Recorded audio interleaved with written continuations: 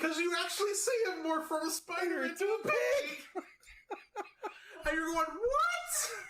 Oh, Spider-Ham. He's probably one of the best characters in this movie. Yes. Probably one of the best. John Mulaney hit it out of the ballpark. Yes. And be like, they really to did. the point when his final line in the movie is, Yes. That's all, folks. Can he say that? Legally? Which was my question. Hey, let's rewind that. The Cellcast is recorded in front of a live streaming audience. All right, let's do this one last time. My name is Drew Dodger, and for the last couple months, I've been doing a podcast with my good buddy, Jacob Herron. While we love film in general, with us being artists and all, we have a fascination with animation. And we decided to start an audio podcast after we both geeked out over the animated Transformers movie. We're not perfect, we've gotten names wrong, and we don't always agree on movies. But at the end of the day, we try to bring an informative and entertaining show to you all. And we'd like to welcome you to The Cellcast. Rewind. Okay, that's fair to do it then.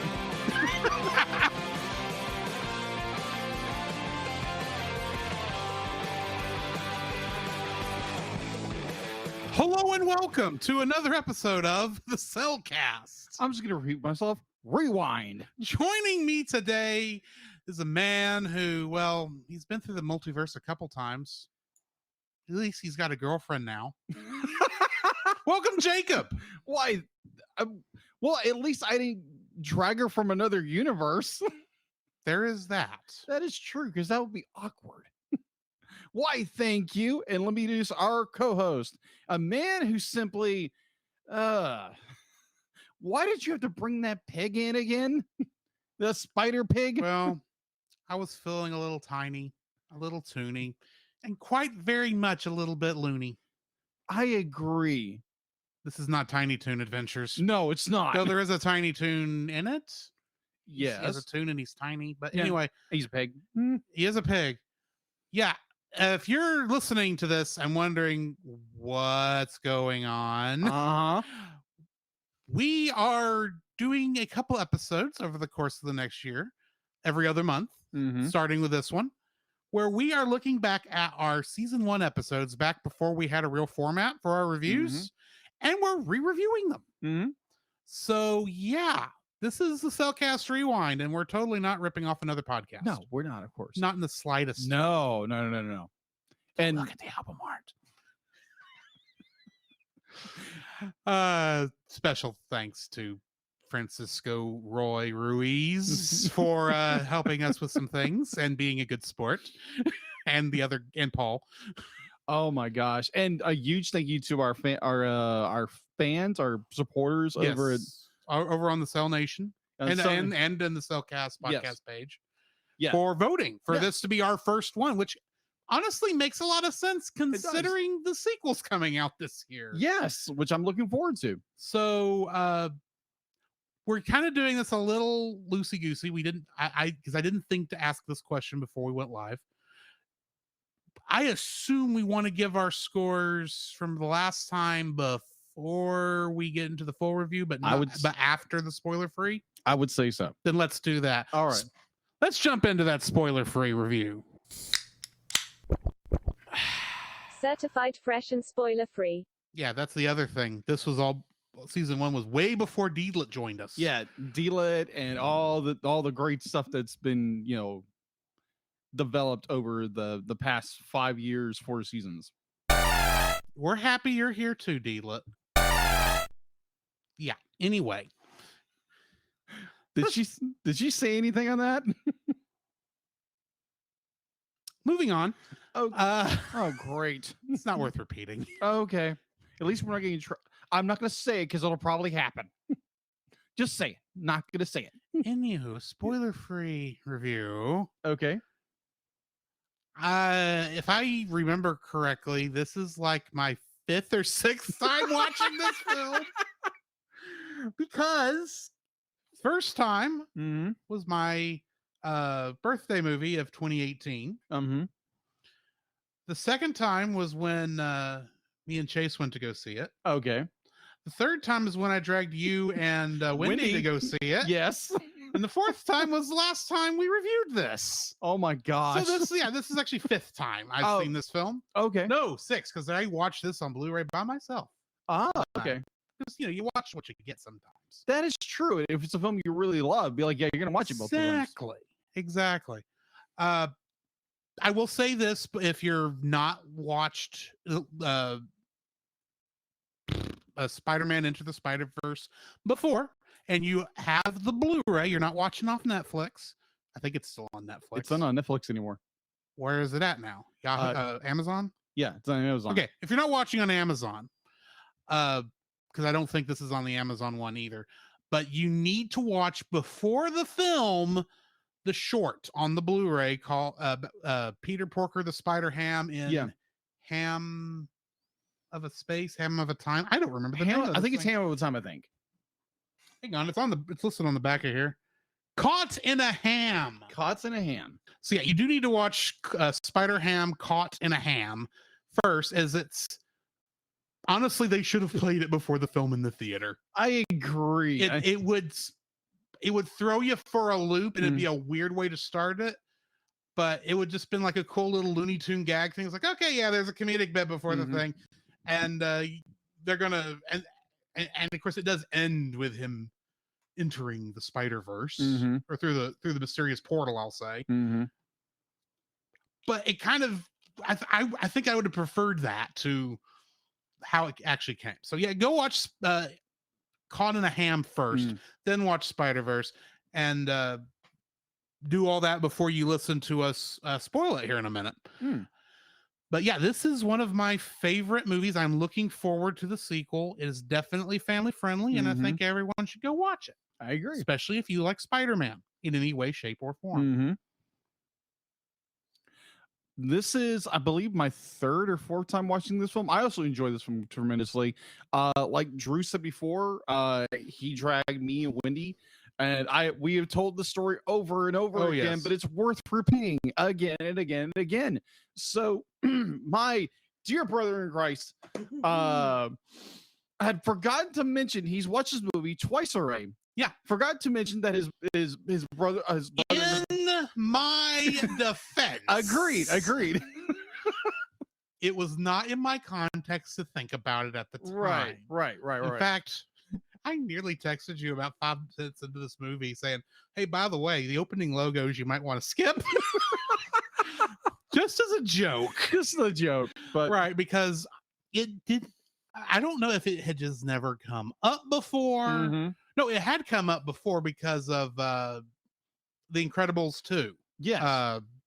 It was just called Incredibles 2. Because that movie had a lot of flashing strobing lights, which was a worry for those with epilepsy. Yeah, it wasn't as bad. And I know you can get epilepsy from that. You can suffer from epileptic. Yeah, you get epileptic seizures sometimes. Yeah. And I knew that at the time. It just didn't. Just never occurred to me to let you know ahead of time that because I didn't even think it was that bad. Yeah. In reality, because I have no idea how sensitive at the time. I had no way of being that sensitive. Right. But yeah. Sorry, I was looking at something on my phone. So yeah, it was a fun, interesting experience. Yeah, agreed. Because as the Columbia logo is playing, oh my gosh, something occurs to me that I may need to check on my brother sitting next to me. And I'm literally sitting there, it's like, crap. Because my entire body's doing this number. It's like, crap. It's like, Drew, why did you warn me? I didn't think about it. I'm sorry. But it was fine. Be like, our dear friend Wendy's and like, oh my gosh, are you okay? You need to leave us. Like, no, I'm fine. They can't do anything anyway. Because there again, like I've said before, I have Tourette's disorder, and as a result, I can have epileptic seizures. Right.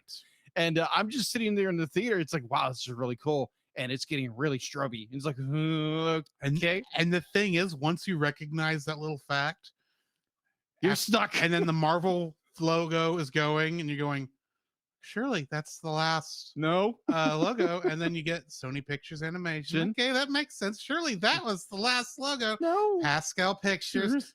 Guys, Come on. you're killing your audience here. I know what you're doing. And thankfully, the second the approved by the Comics Code Authority logo pops that up, was perfect. which is just a funny joke in and of Yes. itself. Yes. That's when everything just kind of goes off, and you get a few seconds to breathe before more strenuous visuals hit you. Yeah. But not as bad. Not as Not as bad. Stroby. Not as Stroby. No Stroby. No Stroby. So yeah, watch that. Great viewing. And then we reviewed it for the podcast. Yes. Reviewed the podcast that first year, which we're re-reviewing now. And I remember I watched it after that, and then watching it for this review. So it's like 4 times. Right. 4 times. It's really good. Highly recommend it. There again, if you do have if you're prone to having epileptic seizures, be like, you might want to skip the intro. Or at least the opening logos. Well, just fast forward a little bit, because that should get you past that without triggering the epilepsy, I will hope. Yeah. Though I will say, this is just a little thing, because we didn't talk on this last time, because the little effects on the Columbia logo specifically. Oh yeah. Not the other ones. The other ones were just kind of, oh, you're playing with the visuals. Yeah, that's cool. Yeah. No, the Columbia logo, they actually mess with and actually show different versions of the Columbia logo. That is over true. the They years, do. which is cool. Yeah, agreed. Which is, I think, is why that's the less trippy one of the logos. I agree. Because they're not just trying to go, pay attention. Yeah. But yeah, this is a really, really good film. Be like, if you're just a Marvel nut and you haven't watched this film, what are you doing? Go find it, go watch it. Yes. If you're the animation guys like we are, be like, you probably are watched it already. If you haven't, what are you doing? Watch this film. Mhm. And if you're just the average moviegoer, be like, everybody I've talked to, like movie wise, this is a very excellent film. Yes. I do have one other little story to tell that I actually told on the original, but I want to tell it again. Okay. About why I chose this movie originally as my birthday movie that year. Okay. Because if you remember, that year, 2018, that was actually going to be, I was thinking, the first year where there wasn't going to be a movie for me to watch in theaters for my birthday movie. Oh, okay. Because the thing that would have made the most sense, Solo, a Star Wars movie, came out in May instead of December like all the other Star Wars movies. Fair. Which is annoying. But anyway, so that October, of course, me and my mom will go and watch all the Marvel movies. Mm-hmm. And I wasn't really too hip on going to see Venom because I'd heard some, poor reviews. Mm-hmm. If you want to hear more on what Venom was like, go listen to the Bottom Shelf podcast where they reviewed that one. It's an interesting episode. Oh, okay. But as always, we got to the end of the movie. And of course, it's a Marvel movie. You just kind of have learned if it starts with the Marvel logo, you don't leave until the ad slideshow starts back up again. Yeah. After the film goes off. So we're just waiting in there waiting for the credits to finish. And if you've never seen Venom, what it does is at the very end, it says, it throws up the little comic blurb thing that says, meanwhile, in another multiverse. And then it shows the train scene where he first meets Peter B. Parker. Yeah. And up until this point, I had been a little iffy on watching Into the Spider-Verse because while I like the Spider-Verse comic, I just suspected that they weren't going to follow it because they've done some Spider-Verse adaptions before. Yeah. And they've been good, but they've not been, exactly what I wanted. Right. And when I initially saw the animation for this on a trailer, I remember thinking, oh no, that was similar. That looks cheap because you couldn't really tell what they were doing in the original trailer for this. So I'm thinking, oh, this looks cheap. This looks bad. Guys, don't do this. So I was just willing to write it off. And then I'm sitting in that theater waiting to go use the restroom for this last thing to air. And it says, meanwhile, another multiverse. I'm thinking, what are you showing here? And it starts going through the train scene. And I'm watching this on the scene on the big screen for the first time. Before this point, completely, was not interested, really. I was going to watch it anyway, but I assumed this was going to be like a made for TV cheap thing. Like I expected it to be, this is going to sound bad, but I expected it to be something along the level of the DC animated universe. Not that that's bad per se. Right. It's just, you go to see them. Those are straight to DVD movies. Yeah. And if you're going to put it in a theater, I want theatrical quality. And it just didn't look like it was doing that. So I'm watching this and going, Mom, I know I said this other movie that I still haven't watched. I think Mortal Engines was the name of it. Yeah. It was the Peter Jackson one that came out there. I know that said that was going to be our Christmas movie. I've changed my mind. I want to see this because this looks amazing. And so that's what we watched that year. Makes sense. And then a couple of weeks later, I'm saying to you, Jacob, you need to go watch this film. We need to set up a time for both of us. I'll go watch it with you. You don't have to go see it by yourself. We need. And I remember that. And then Wendy decided to come along with us. I don't remember how we got. She decided to come. Yeah. How that happened, but she went with us. And then I'm sitting next to you. Oh my gosh! While Yes. you're having an epileptic seizure, and I'm feeling guilty because it's like, I knew that was going to happen. Why did I not say anything? Because I didn't think about it. Yeah, I guess Wendy is like, "Are you okay? Do we need to leave?" It's like, "No, Nope. can't do anything." Just let me get my oils. Yeah, just like yeah, it's like yes, Wendy is a huge Young Living. Yeah. Thankfully that cleared up That did really quickly. Yes, And we all three enjoyed the movie again. tremendously. Yes. So anyway, I think that's the last of that story. I would agree. Kind of follow up with that because watching it now, I watched it the other day because you asked me the other day to have the film, and yes, I didn't remember if you'd bought it. Mm-hmm. So I Like watched I it. had. I watched it. I'm like, you know what? This isn't too bad. Be like, it's on a 50-inch television. It's on a 150-inch screen, and you're just. You say that, and I remember sitting there going, "Wow, they really did not think how this would affect people with epilepsy, did they?" No, they didn't. They really. This is getting close to the Lost Pokemon episode. Oh bad. gosh, if that was the case, I would just be like. Which, by the way, that was Pikachu's fault, not Porygon. Hashtag justice for Porygon. Porygon has not shown up in the Pokemon anime since then, and it was not Porygon's fault. Oh yeah, It's because Pikachu setting off a thunderbolt inside of a computer that caused it to happen. Ow, that gives me like But you can't. a mental seizure just thinking about it. You can't put this stupid electric rat in jail. So, anyway, you ready to jump into our full review on Yeah, this? why not? All right. The following is a spoiler-filled review for the movie Spider-Man Into the Spider-Verse. Let's do this one more time. Listener discretion is advised. I'm sorry, my brain farted. Hey, you did something different. It was cool, and you went, "What am I supposed to do next?" Wait, there's like I still need to say the other thing, but I can't remember what it is now. Anyways, oh my gosh. Spider-Man Into the Spider-Verse. This is, of course, a rewind review. And so as such, Jacob, do you want to know what you scored this movie previously? I think I remember, but tell me anyways. You scored it a 9. Yeah. Do you think that's going to hold? You don't have to. Granted, we'll talk over it, and so I don't want this to color your final. No. Be like rating, but be like I remember seeing that, and I was like, I think it might change. I think Oh. it might change. Really, Maybe I previously scored this a 9.5 you did.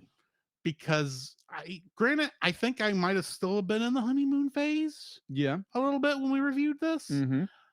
but it might change if for no other reason than we've had experience. We are on in the beginnings of year 5. Right. So we're a little bit more seasoned reviewers now. Right.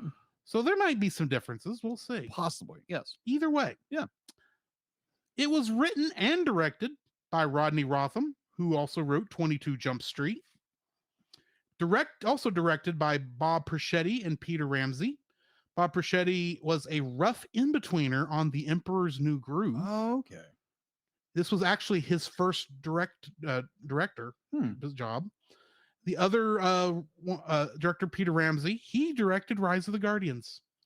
Really? Yeah. And the last person I got in here, it was also written by Phil Lord. Of course, what is The Lego movies, right? It's the Lego movies back. Lord and Miller. Yeah, Lord Miller. But Miller's just a producer on this. He didn't put anything else into it. But Yeah. Lord at least did some writing on it. Okay, that makes sense. Throwing that out there. Getting into the cast, we've got Shamik Moore as Miles Morales. Mm-hmm. And in something called Dope, he played Malcolm. I don't know anything else. The other big things he did or is doing is the upcoming Spider-Verse films. Okay. He's got a couple other things on there, but nothing really jumped out at me. Yeah. Jake Johnson played Peter B. Parker. And in Jurassic World, he played a character named Lowry. Oh, okay. One of the people on Pratt's team. Oh, okay. I had to look it up because I was like, who's Lowry? I gotcha. Haley Steinfeld played Spider-Gwen, aka Gwen Stacy, or Spider-Woman, technically. And in the recent Hawkeye film, Hawkeye TV show, she played Kate Bishop, the new Hawkeye. Oh, that explains why I recognize her a little bit. Yes. I still haven't watched that yet. I need to. You do need to. Didn't you say it was like more like a Christmas movie? Christmas show? It's actually a Christmas show. Okay, so I'll watch it in December. Watch it now. Have a Christmas in March. Okay. Okay then. No, it's just a good show. Okay. To watch. And I'm going to apologize ahead of time for saying this name wrong because I'm fairly certain I will.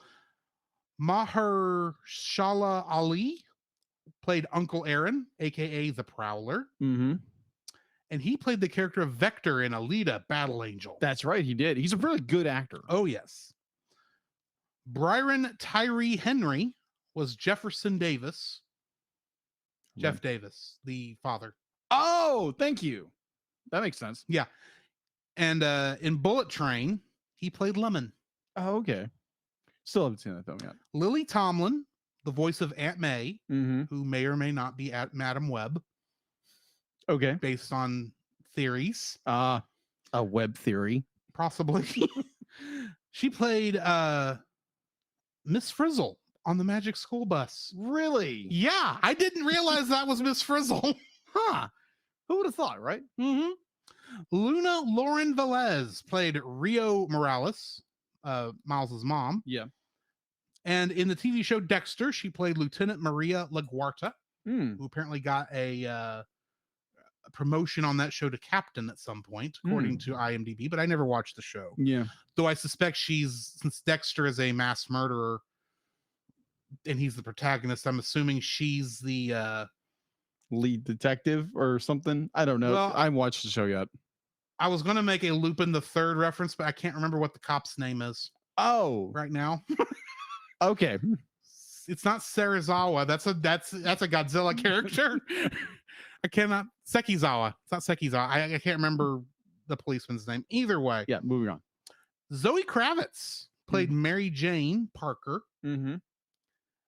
And she was Selena Kyle in The Batman. Yeah, I remember that. I was like, oh, she played that version of Catwoman. So, okay. The 3-hour Batman movie, which apparently they're doing a second one, I think.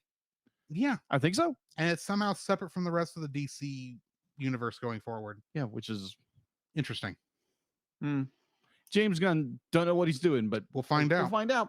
John Mulaney played Peter Porker, the Spider-Ham. Oh my gosh. Sorry. Peter Porker, the spectacular Spider-Ham. Yes. Be specific. Yes. And he was Chip in Chip and Dale Rescue Rangers, the movie. Oh my gosh. I knew I was going to get that reaction. Oh out of my. you. Are you kidding me? I'm not kidding you. I was like, wait a minute, like the original Chip and Dale? No, the movie. The movie. Oh my. The interesting movie. Yes. It's like that, come on. As what is essentially Who Framed Roger Rabbit 2, but without any of the polish. Yes. Oh my. Yeah. Wow. Kamiko Glenn played Penny Parker. Yeah. and she played a character named Nomi in something called Dogs in Space. Dogs in Space. I don't know what it is, but Oh. it had dog in it. Okay. Thought of you Thanks. is what it is. Next, we've got Nicolas Cage Yeah. as Spider-Man Noir. He killed it in this role. Killed it. And he played the character of Castor Troy in Face Off. Yeah. Mm-hmm. Also Benjamin Franklin in National Treasure. Also Ghost Rider, which will come up later Oh my god. in Ghost Rider. Johnny Blaze. Oh my yeah. Though Johnny wow. Blaze wasn't in the other thing. But anyway, No. Oh wow. Just wow. yeah. Mm. And next we've got Catherine Hahn playing Dr. Olivia Octavius, Yes. aka Doc Ock. Mm-hmm. But more recently, in the television show WandaVision, she was And I killed Sparky too.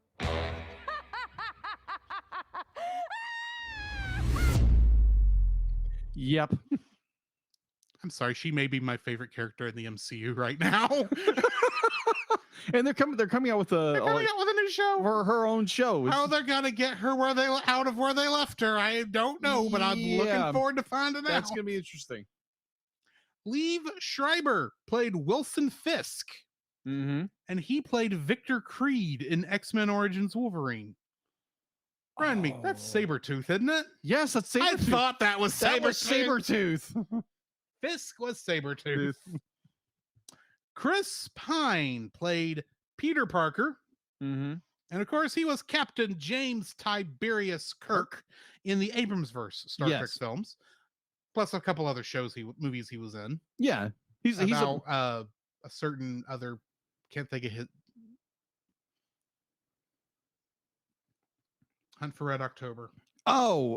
Jack Ryan. Jack Ryan, thank Yeah, you. He played Jack Ryan In one of Jack those. Ryan Shadow Recruit. Yes. I'm sitting there going, is Shadow Recruit? What's his first name? Because that's that Jack comes before Ryan. the title. Not Jack Reacher. Jack Ryan. Yes. I've actually read both books, the first ones. And Mhm. believe me, Jack Reacher, big bulky guy from the military who can crush you like a lemon. Yes. Jack Reacher or Jack Ryan is a book nerd. It is Mhm. is a former Marine. And last, but most certainly not least, obviously I have cut the film cast down Yes. to save us all time. Yeah, that's a lot of cast. Stan the Man Lee as Stan Mm-hmm. in his final film role. Yes. Technically, this did come out before Endgame, which is the one that contains the final cameo that we got to see. Yes. But this was the last one. This is not only the last one he recorded, it was the first movie to come out after he passed. Oh, okay. That makes sense. Just putting all that out there. There is some Kingdom Hearts connections, though. Really? Only 3. Okay. And it's all because of Kingdom Hearts 3 and the fact that it has an orchestral score Oh, okay. and not MIDI. Oh. James Thatcher and George Doring were in the music department for both the game and the movie. Hmm. And Stephen Mayer played double bass in both. Oh, interesting. And that's all I got for cast and crew. What do we got in info and stuff? Okay. So info and stuff. It has an IMDb score of 8.5 out of 10. It's available to watch on no longer on Amazon, no longer on Netflix. Thank you. Netflix. It's no longer available on Netflix.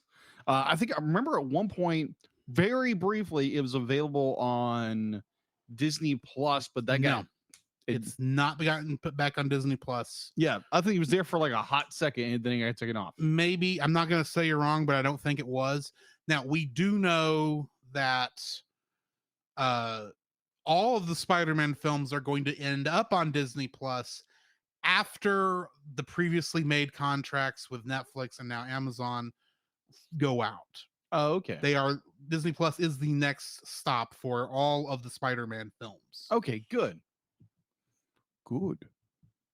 Because be like you have MC movies and they're not on Disney Plus. What is wrong There's with this? still one film that will leave off of Disney Plus, though, that is a Marvel movie. which one is that? The Incredible Hulk. Oh yeah, because it's Universal, it's Universal. That's right. and Universal is not playing ball. Nope, not That's happening. why we still don't have an Incredible Hulk movie again sequel. That happens. All right, so We got She-Hulk TV show because that's technically a separate property. it is.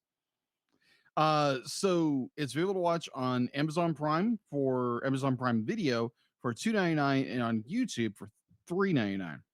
Production, like Drew said before, there's a lot of production. There's a lot of production hands going in this Yeah. movie. Columbia Pictures, Sony Pictures Animation, Marvel Mhm. Entertainment, Arad. Arid, I think it's Arid because it's AV. No, it's Arad because it's Arad. AV That's right, Arad. Arad. I had to think. Yeah, 'cause, Arad. Thank yeah, you. He's been connected to all the Spider-Man films since the first one. That's so- true. And Pascal, which is the next one you're probably about to read. No, actually, you have Arad Productions, Uh-huh. Lord Miller Productions, Lord Miller, yeah. and Pascal Pictures. Right. And Amy, I think it's Amy Pascal is, Mhm. is that producer's name. Yeah. And she's been connected, I think, since I don't remember if it's Amazing Spider-Man, Mhm. if that's when she came in, or if she came in at Homecoming. Oh, okay. But either way, Who knows? I don't remember all these things. Yeah. So distributed by Sony Pictures Releasing. Mm-hmm. And I would say be like with the Spider-Man movies that Sony has done, they do very well. Anything else Marvel they touch, not that great. Just saying. Are you saying that you're not a fan of Morbius? I haven't seen Morbius, but everything I've heard, it's not good. There again, I don't have a full opinion on it. I mean, I've seen Venom. Let me put it this way. After I watched Morbius, I went, huh?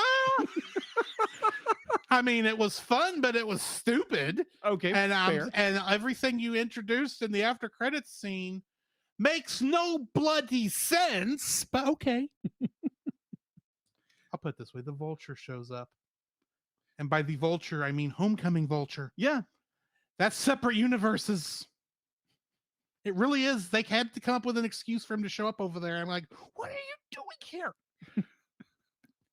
All right. So going into release date, it was released on December 1st, 2018. And then it was released nationwide here in the United States on December 14th of the same year. So box office, it had estimated budget That was of a very good day for it to come out. December 14th Mm-hmm. because it's your birthday. That's my birthday. Yes. So keep that in mind, people. Keep that in mind. This movie actually came out on my birthday. All right, so it had an estimated budget of $90 million. It had an opening weekend. This is a really good opening weekend.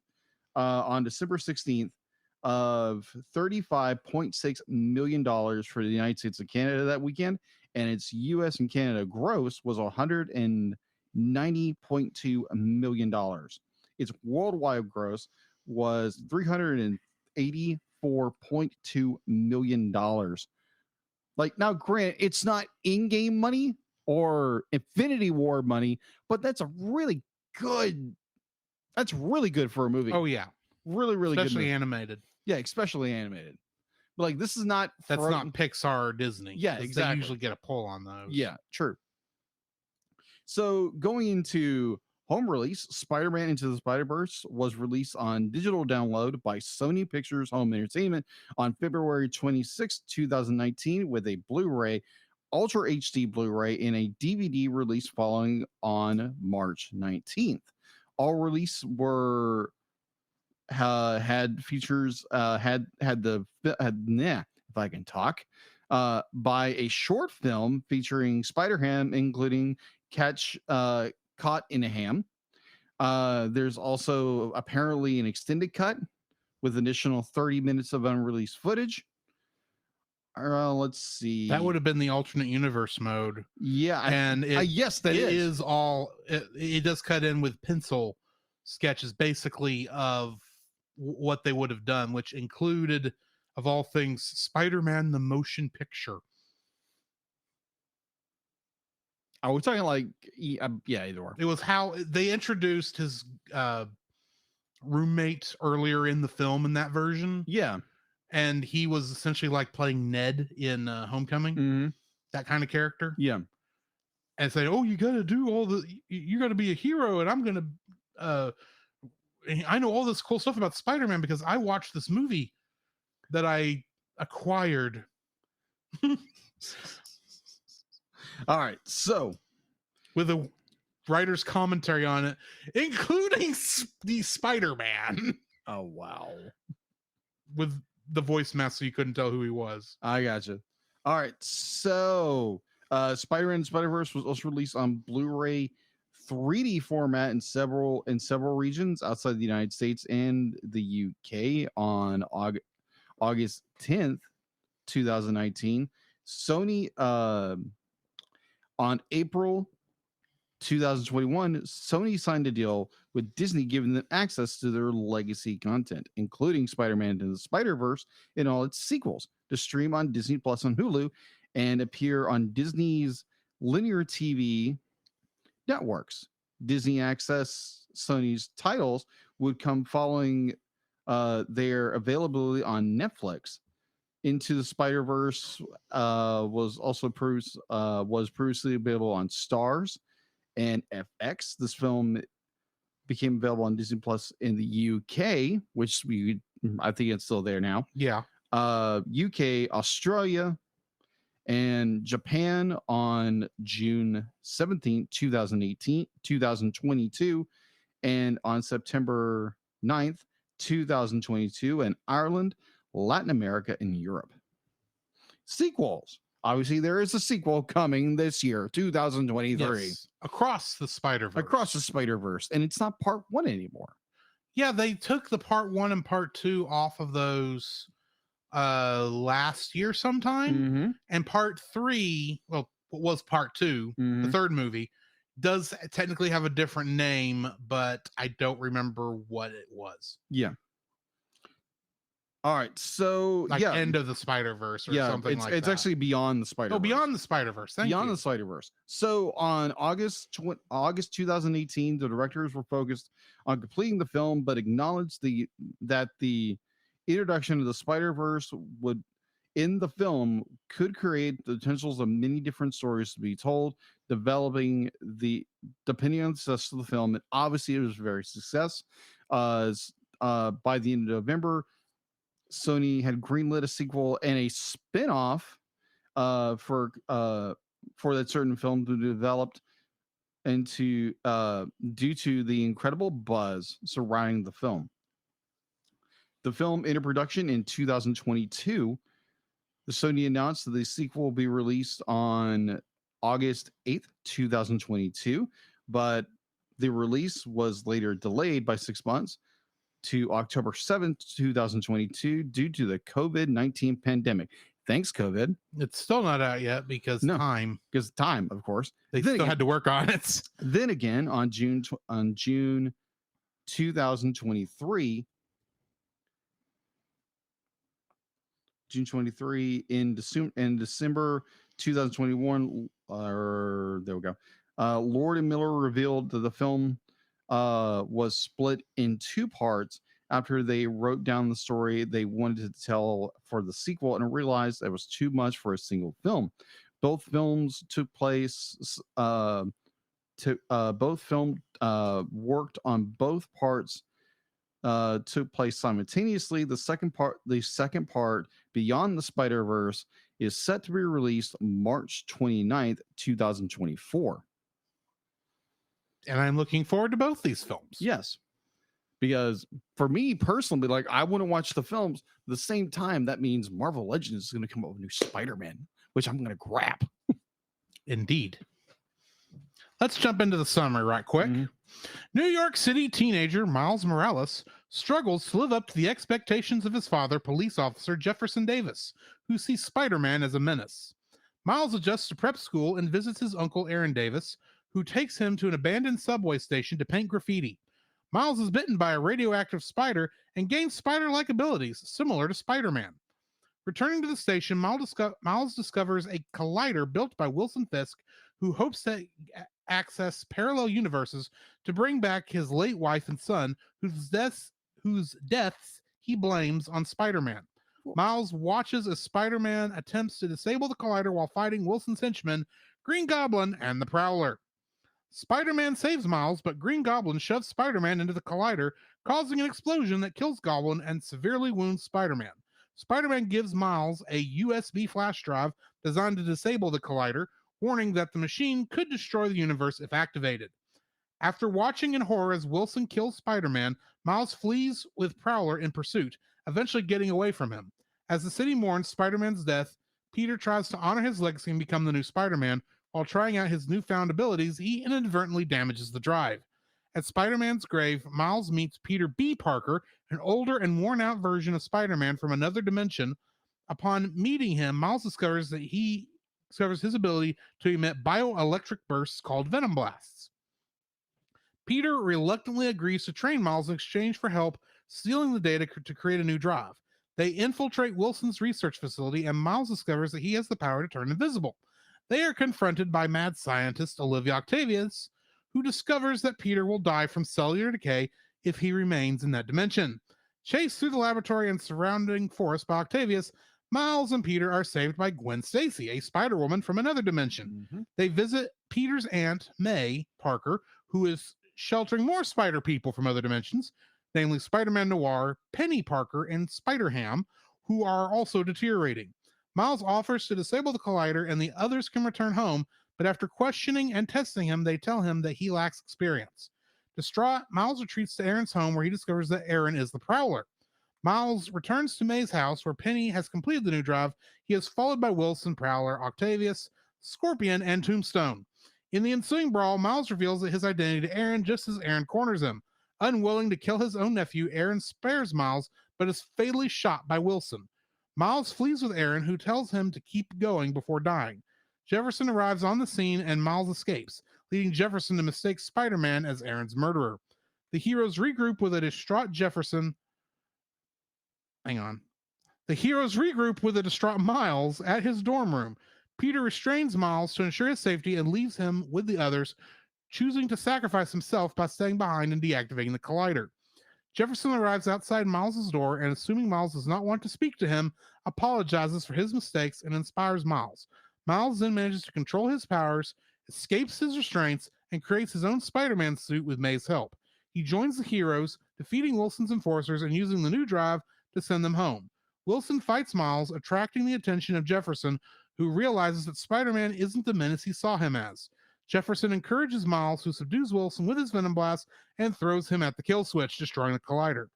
Wilson and his henchmen are arrested for their crimes, and Jefferson recognizes the new Spider-Man as a hero while receiving evidence of Wilson's murders of Peter and Aaron.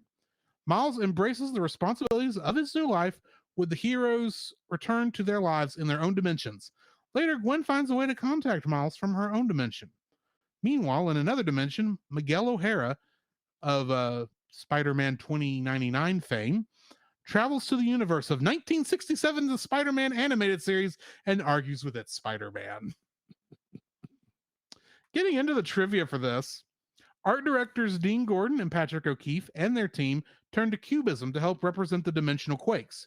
Cubist art often depicts a collection of different views all happening at the same time, so it was a natural metaphor for the multiple universes converging in Spider-Verse.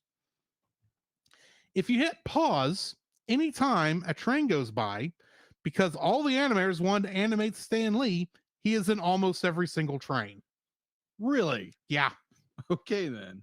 It was announced shortly after Stan Lee's death at age 95 that he had recorded a cameo for the film and that it would be his final voice acting role. Phil Lord and Christopher Miller felt it was important that Lee was given a bigger moment compared to previous Marvel films because he was so integral to the spirit of the movie, and considered his role extra meaningful following his death. The unique animation style of Spider-Verse aims to make the viewer feel as if they're in the pages of a comic book. According to Phil Lord and Christopher Miller, the film combined the latest computer-generated animation technology with hand-drawn artistry. It was very important to us that every frame of the movie was refined by the artist's hand after the visuals were rendered by computers. If you freeze any part of the movie at any time, it will look like an illustration with hand-drawn touches and all. I agree with there. It was Peter Ramsey's idea, though, to hold off on the visual comic language, word bubbles, panels, etc., until Miles is bitten by the spider. That makes sense. And the bagel text, as the bagel hits the scientist's head, was a joke pitch that an animator took seriously and added it in. I loved it. That makes sense. That's perfect. Completing the animation for the film required up to 180 animators, the largest crew ever used by Sony Pictures Animation for a film. The film was dedicated in memory of Spider-Man's co-creator, Steve Ditko, who died on July 6, 2018, while this film was finishing production. However, this was not the only dedication, of course, as a month before the film was released, Stan Lee died on November 12th, 2018. The film was dedicated to both the Spider-Man's creators. Yes. Nicolas Cage was excited that the director let him have fun with the role of Spider-Man Noir. Cage says, "It's no secret that I like to play with different sources. It was fun to go back in time and pull back a little of that Humphrey Bogart essence." Yeah. Just a little. Yeah. Little. Daniel Pemberton followed the ambitious lead of the Spider-Verse animation by developing an equally intricate score. After all the musical elements had been recorded, they were recorded onto vinyl and then re-scratched into the mix. Daniel Pemberton says, "I got a DMC World Scratch Champion DJ to scratch all the parts in." Wow. Yeah. That's impressive.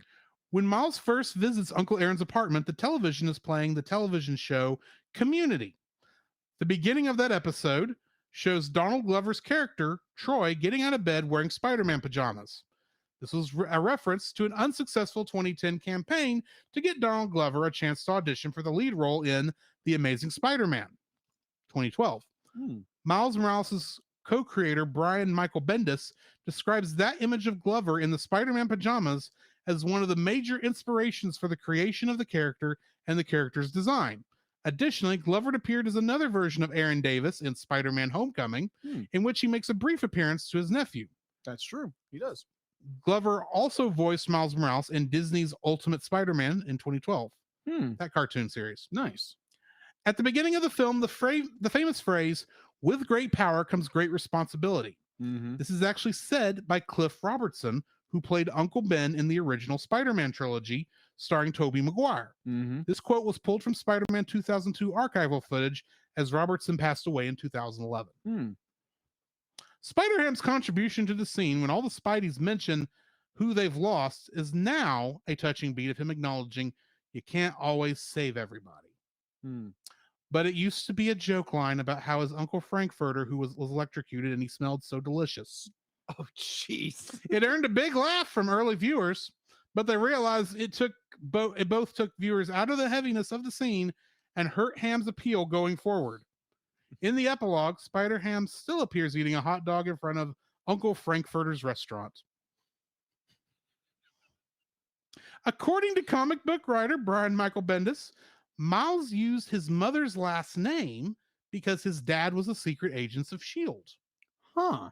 And wanted to keep Miles safe. By the time Jefferson was no longer an agent of S.H.I.E.L.D., Miles was too old to change his name. Oh, okay. Which I don't think is a thing. I think you could still pay the $10 at City Hall to get it changed. Or Yeah, however you can. expensive it is, but You can. whatever. Amongst all of the alternate Spider-Man suits in the deceased Spider-Man's underground lair are the Iron Spider suit from the Civil War comic arc and the suit from Sony's PlayStation 4 game with the white spider detail. Doc Ock's office is filled with octagonal-like fixtures and furniture as a hint to her true identity. When Miles shuts down the Collider's generator, you can see the Flidsmurdifer machine from Cloudy with a Chance of Meatballs getting sucked in. Oh my gosh. Peter Porker's animation and design look reminiscent of Looney Tunes. He also looks similar to Porky Pig, even lampshaded when the spiders return to their home dimensions. Porker's parting words, "That's all, folks," prompts an immediate reply from Peter B. Can he say that, legally? The Peter Parker of Miles' universe is blonde, a reference to Ben Reilly, the Scarlet Spider, and a clone of Peter Parker, who for a time took over as Spider-Man and even dyed his hair blonde during his time as Spider-Man. And this one I found interesting. The brief shot of the cover of Charles Dickens' Great Expectations, seen at the very beginning of the film, shows a character touching another character's shoulder. Oh, you're right. And it's a deep cut piece of foreshadowing. Oh. Oh. Ooh. I like that. That is good. Last but not least, I'm going to go over the actual first introductions of pretty much all the spider people in this film. Okay, so before you did that, because Okay. I see, because when you were talking about how much it would cost to change your name, because Yeah. not going to be thinking, because there again, AD brain, it's like, what is that? Right. So I assumed apparently- it was $10 because I got no, it actually the court filing fee may cost between $100 and $300 depending on where you live. Mm. You know, that's what. Okay, so yeah, it fees may to not be change an adult's feasible. name. Yeah, in that instance. like it depends on where you like. Especially what, New York. It's probably Yeah. expensive there. Yeah, probably.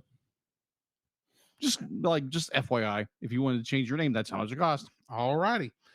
So going into first appearances, Peter Parker, the original Spider-Man, Mm-hmm.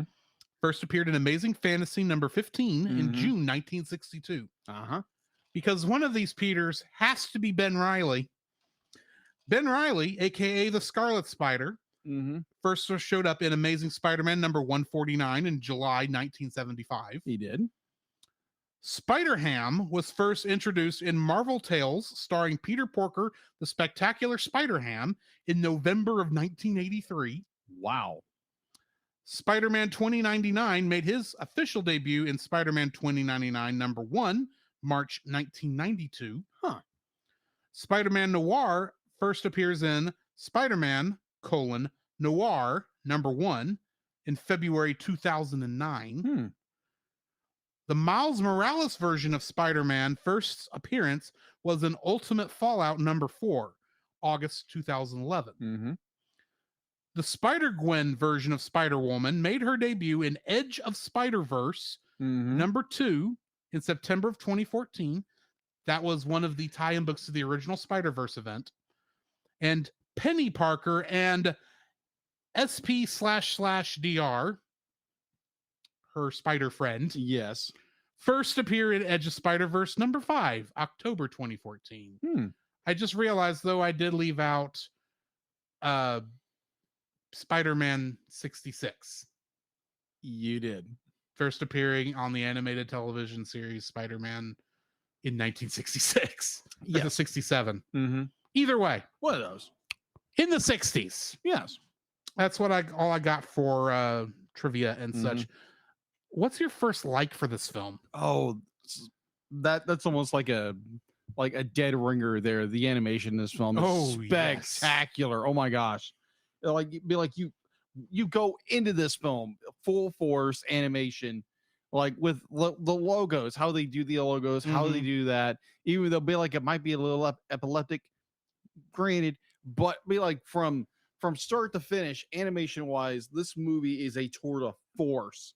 Like you know, they took some time. They took every bit of their energy, every bit of like everything to create this movie, and the like how they used angles, how they be like just how they animated characters. Yeah. Be like you have Spider-Man Noir, how he's animated. You can actually see the half dot pattern in his yes on his model yes you can from the newspaper print. yes, which is spectacular. Yeah. And then you have Peter Parker Spider Pig is like how he's be like they're all animated differently except for like Spider-Gwen is animated very similar to how Miles is, and like they're all Spider-Gwen, Miles, and Peter B. Parker pretty much use the same animation style. And then you have whereas Penny is a form of anime. Yeah. I say a form. Yeah, it's a form of anime. Be like some people are like, well, it's not really anime. No, it's a style of anime. Come on, people. I'm mostly saying it's not even traditional anime. It's because it's got kind of a cutout feature. It's really more manga than anime in a way. I agree, it does. Colored manga, not actual full anime, but that's just being pedantic. Yeah. Like a motion comic almost. Yeah, agreed. I would agree with you on that. So yeah, this movie, the animation in this movie is breathtaking. It's one of those where you could probably just stop. You could stop, take a screenshot, frame it, and it's gonna look gorgeous. Be like, it's just one of these films. It was 2018 this movie came out, right? Yes. Yeah, 2018. And I remember saying at one point, it's like I would just love just a screenshot of this on the wall because it's so breathtaking because the use of color and light and just motion and everything. It's no matter where you are in the film, you can just stop and just whoa. Right. It's like you study it for hours and hours and hours. Be like if it's not be like the I'm the uber comic nerd, I have to know everything that's going on, or the artist who's sitting like, wow, they did this and this and this and this and this entire film. It's spectacular or sensational. Let's use that. I'm going to use all the adjectiveless. Or adjectives. Oh, you got amazing, superior, spectacular. Not uncanny because that's only on X-Men. Yeah. Avenging. Either way. Yeah, there's actually an Avenging Spider-Man comic. 2099, Noir, Gwen. Gwen, Spider-Ham. But overall, like I said, the animation in this movie is breathtaking and I love it to death. So, animation. My first is the attention to detail. Yes. There are so many little bits through here that I can't even talk about them all. So I'm going to talk about one. Okay. Just to give you an idea. Mm-hmm. At near the end when Miles is kind of frustrated and panicking and they're trying to calm him down and console him. Uh-huh. At one point Miles says, none of you understand. He is referencing the fact that, he just saw his Uncle Aaron die in front of him. Yeah. And it's his fault. Who's the next person who answers him? Oh, it's Gwen. That's true. It is Gwen. It is Gwen. And she says, we're probably the only people who do understand. Yes. One of the things that caught me off guard is on that is, every other Spider-Man, of course, has lost somebody that actually got them to being a hero. Mm-hmm. And as much as, yes, Uncle Aaron was a father figure of sorts to Miles. Yes. Even though Jeff, his brother, was actually his father and was doing his best, but, he looked up to Aaron also. None of the other people who lost somebody, that other person was a villain for a time. That is true. Spider-Gwen's was. Because Spider-Gwen's was the Peter Parker from her universe. That's right. He was the Lizard. Ended up being the Lizard. Yeah. She's the only one of the six that makes probably sense, would know that knows what it's like not only to lose somebody, not just to think it's your fault that that person is dead, but to actually be the one who probably had to put them down or was involved with it, had to fight them to a point and then see them die in front of them after a big fight went, because she had to take down the Lizard, which was Peter Parker. And they even kind of hint at that, because that's the other thing, is anytime they're showing their backstories in those scenes, they are as truthful as you can probably get with that. I agree. Including, you actually can see on her fight with the Lizard, because you see her fighting the Lizard and she says, I lost my best friend. You can see him turn back into Peter Parker, and he, even as he's dying, you can see the little scales still on his arm and such. Which I was like, oh wow, you really did pay attention to like all of this stuff. Granted, they don't get a chance to go into that as much with Penny or Porker or Spider-Man Noir, right?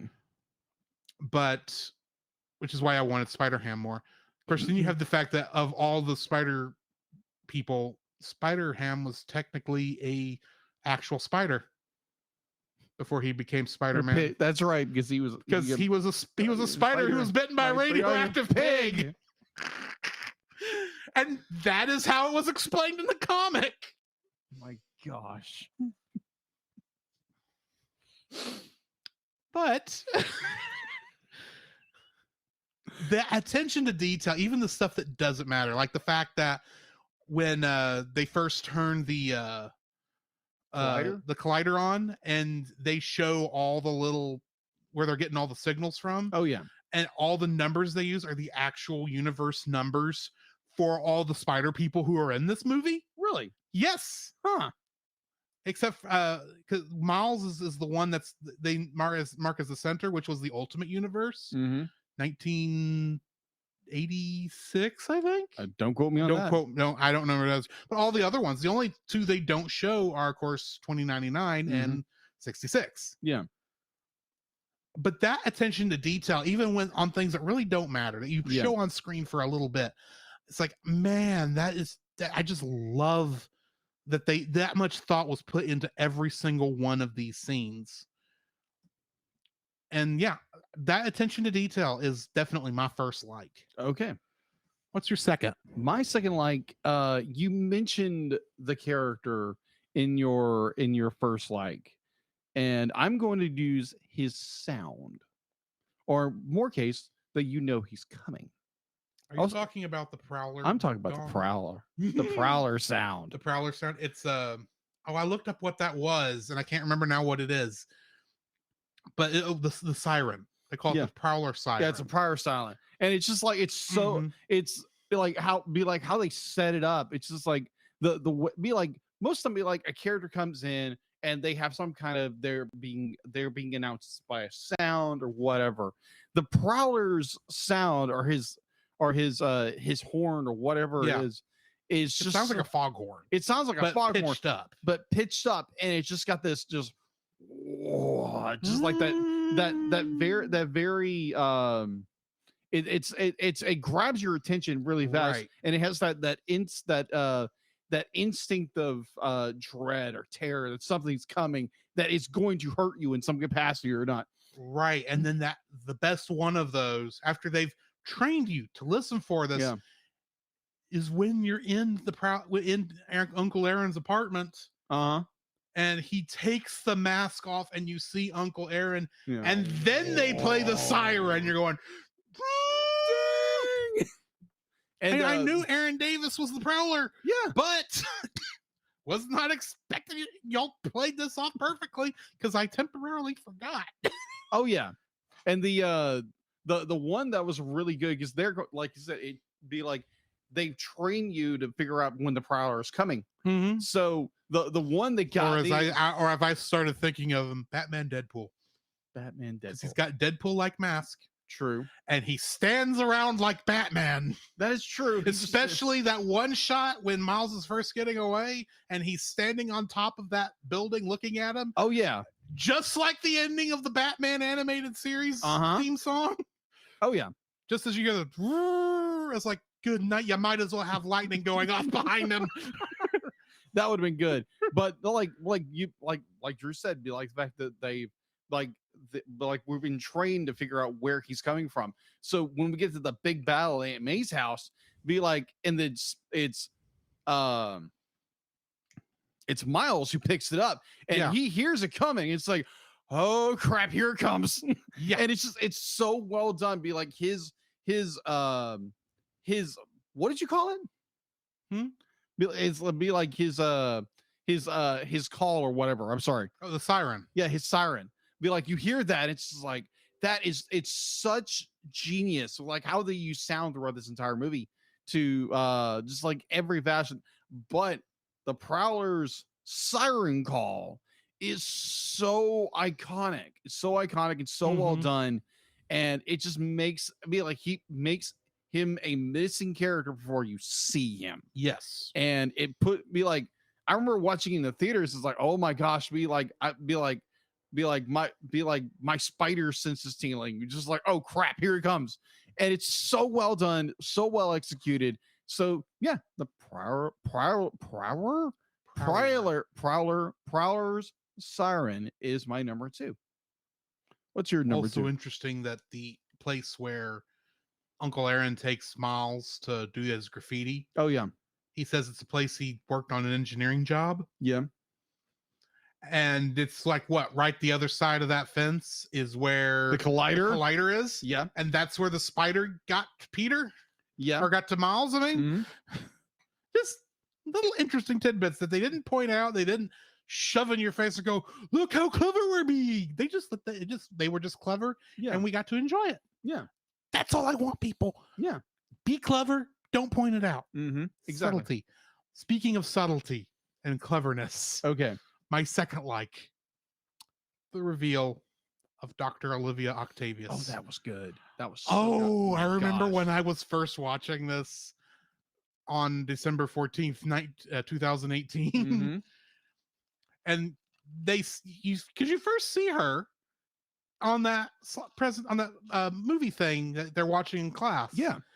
And what's interesting is if you're paying attention, Miles does a good job of blocking her name when the lower thirds pops up. It does. So that we don't actually get spoiled on who it We is. don't, which is clever. It's very, like- very clever.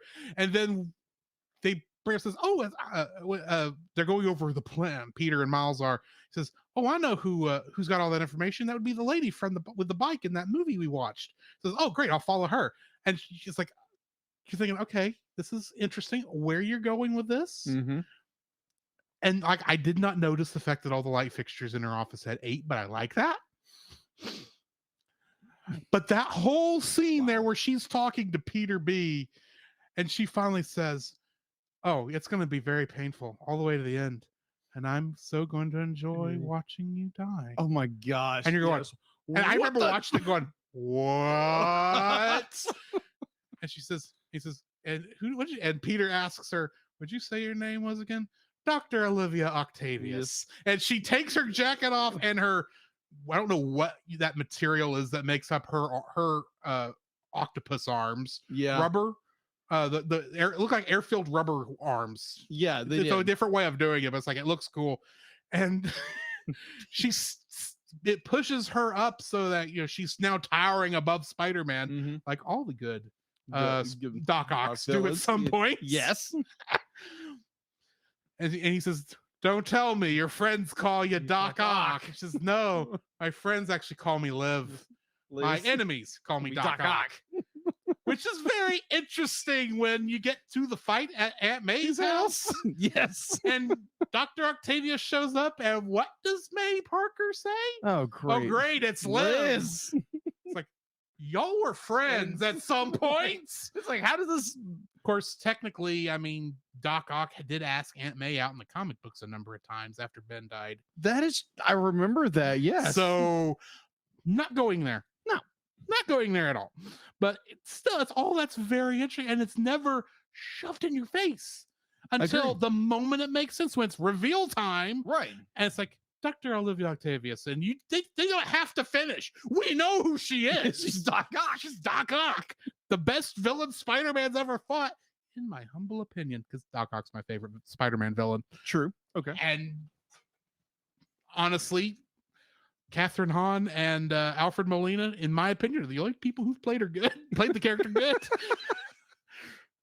Just putting that out there. I got you. What's your third like? My third like would be Miles' story. Mhm. Miles' story. It's reminiscent of our comic book world, Spider-Man.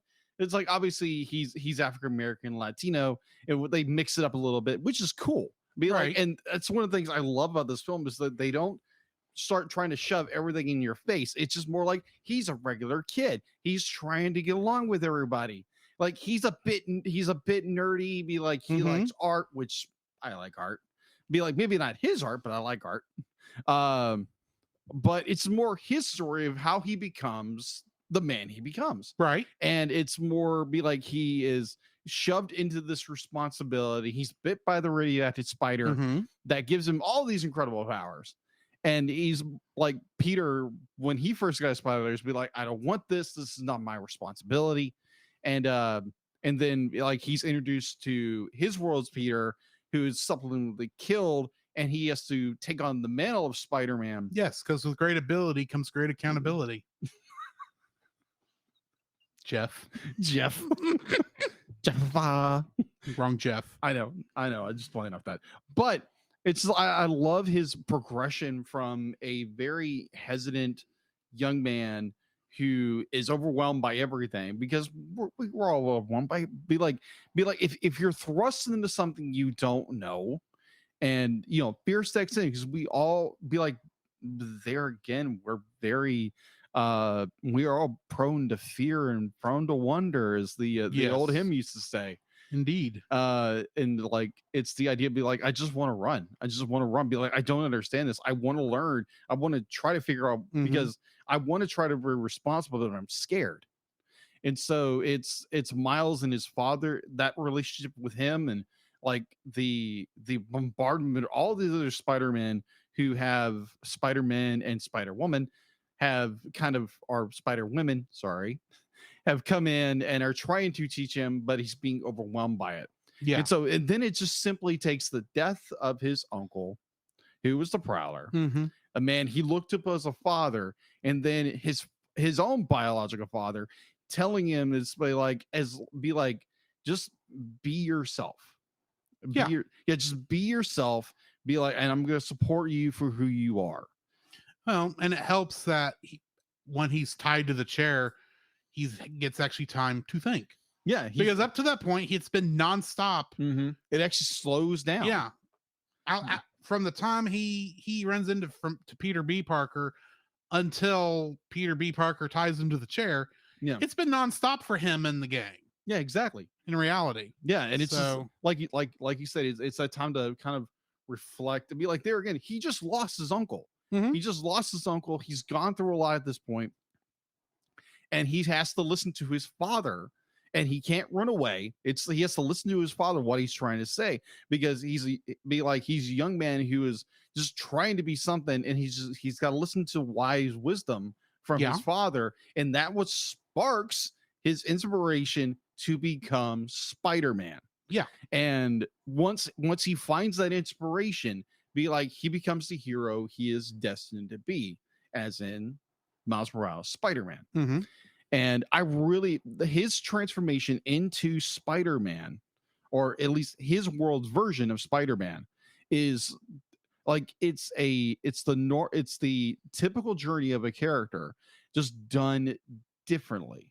It'd be like, it's a man who has to forge his own path it's a young man who has to forge his own path, while others are trying to encourage him to do so. And it takes that little spark from someone he cares about, someone he loves, and the death of someone he loves in order to launch him into becoming the man he is destined to be. And I really, really enjoy that as Miles Morales, Spider-Man, as a character.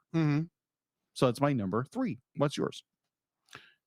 Ironically, our villain's backstory, the Kingpin. Oh, yeah, that's really good. Yeah.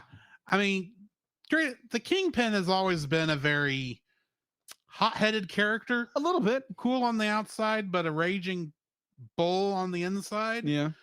And of course, I love that they made him comically huge. Oh, of course. In this version. Because he's supposed to be a big guy, but he's not supposed to be, an actual mountain, except in this version he is. Which makes those couple of family photos that we do get to see with him and his wife and son odd looking, but fair. It's like, I could see this. Yeah. But the way they show the entire thing, they don't tell you that they're dead. Yeah. At first. All you see is the family photos while he's clicking his pen. Yeah. And it's amazing how the clicking of that pen just tells you how mad and angry he is. Yeah. Trying not to explode. But as they show that over and over again, and then you get to actually where we get to see what actually happened. Yeah. Where they walked in on him taking out a guy. Yeah. No, it's taking out. He's about to beat up Spider-Man. He was about to beat up Spider-Man. That's what it was. Yeah. And they walk in on it, and of course he panics. It's like, no, it's okay. It's he's trying to say, I don't know what he's trying to say, but he's trying not to, for them not to get scared and run off. Of course they do. And then they're in a car, and then as they're escaping, they get hit by an 18-wheeler. Yeah. And that's why he's trying to bring them back. Yeah. With the collider. Of course, doesn't occur to him that even if he's successful and they are much more stable than the spider people are, they're not his wife and son. Yeah, exactly. They're another Kingpin's wife and son. They don't know this Kingpin. Yeah.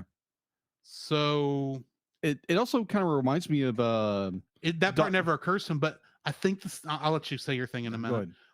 But the part that gets me is when during the big fight on the train, Yeah. in the collider, that shot when he's reaching, when he sees them again trying to form, and he reaches out to them, and the scene shifts to him reaching out the back of the train as it's trundling off into the darkness. Yeah. It's like, oh wow, that is such a powerful shot.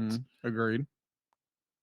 Anyway, sorry. Yeah, so this whole scene reminds me of another Marvel film, as in Doctor Strange and the Multiverse of Madness. Yes. With Wanda and her journey in order to find her lost boys. Yes. To go throughout the multiverse in order to find them. And so what she finds, like she goes through she does all these horrendous and terrible things in order to achieve her goal of finding her boys, and she finally finds them, and they're scared to death of her. Yeah, because she's not their mother. No, they're not. They know they're her mother. They looks a lot like her. Yeah, just not her. But it's not her. Yeah, because it's that, and she realizes it at that point. It's like I can't get replacements. No, can't. Not this side of Mephistopheles, anyway. But it's just this. Like, yeah, just when you start talking about that, it's like, yeah, that instantly reminded me of the most recent Doctor Strange film.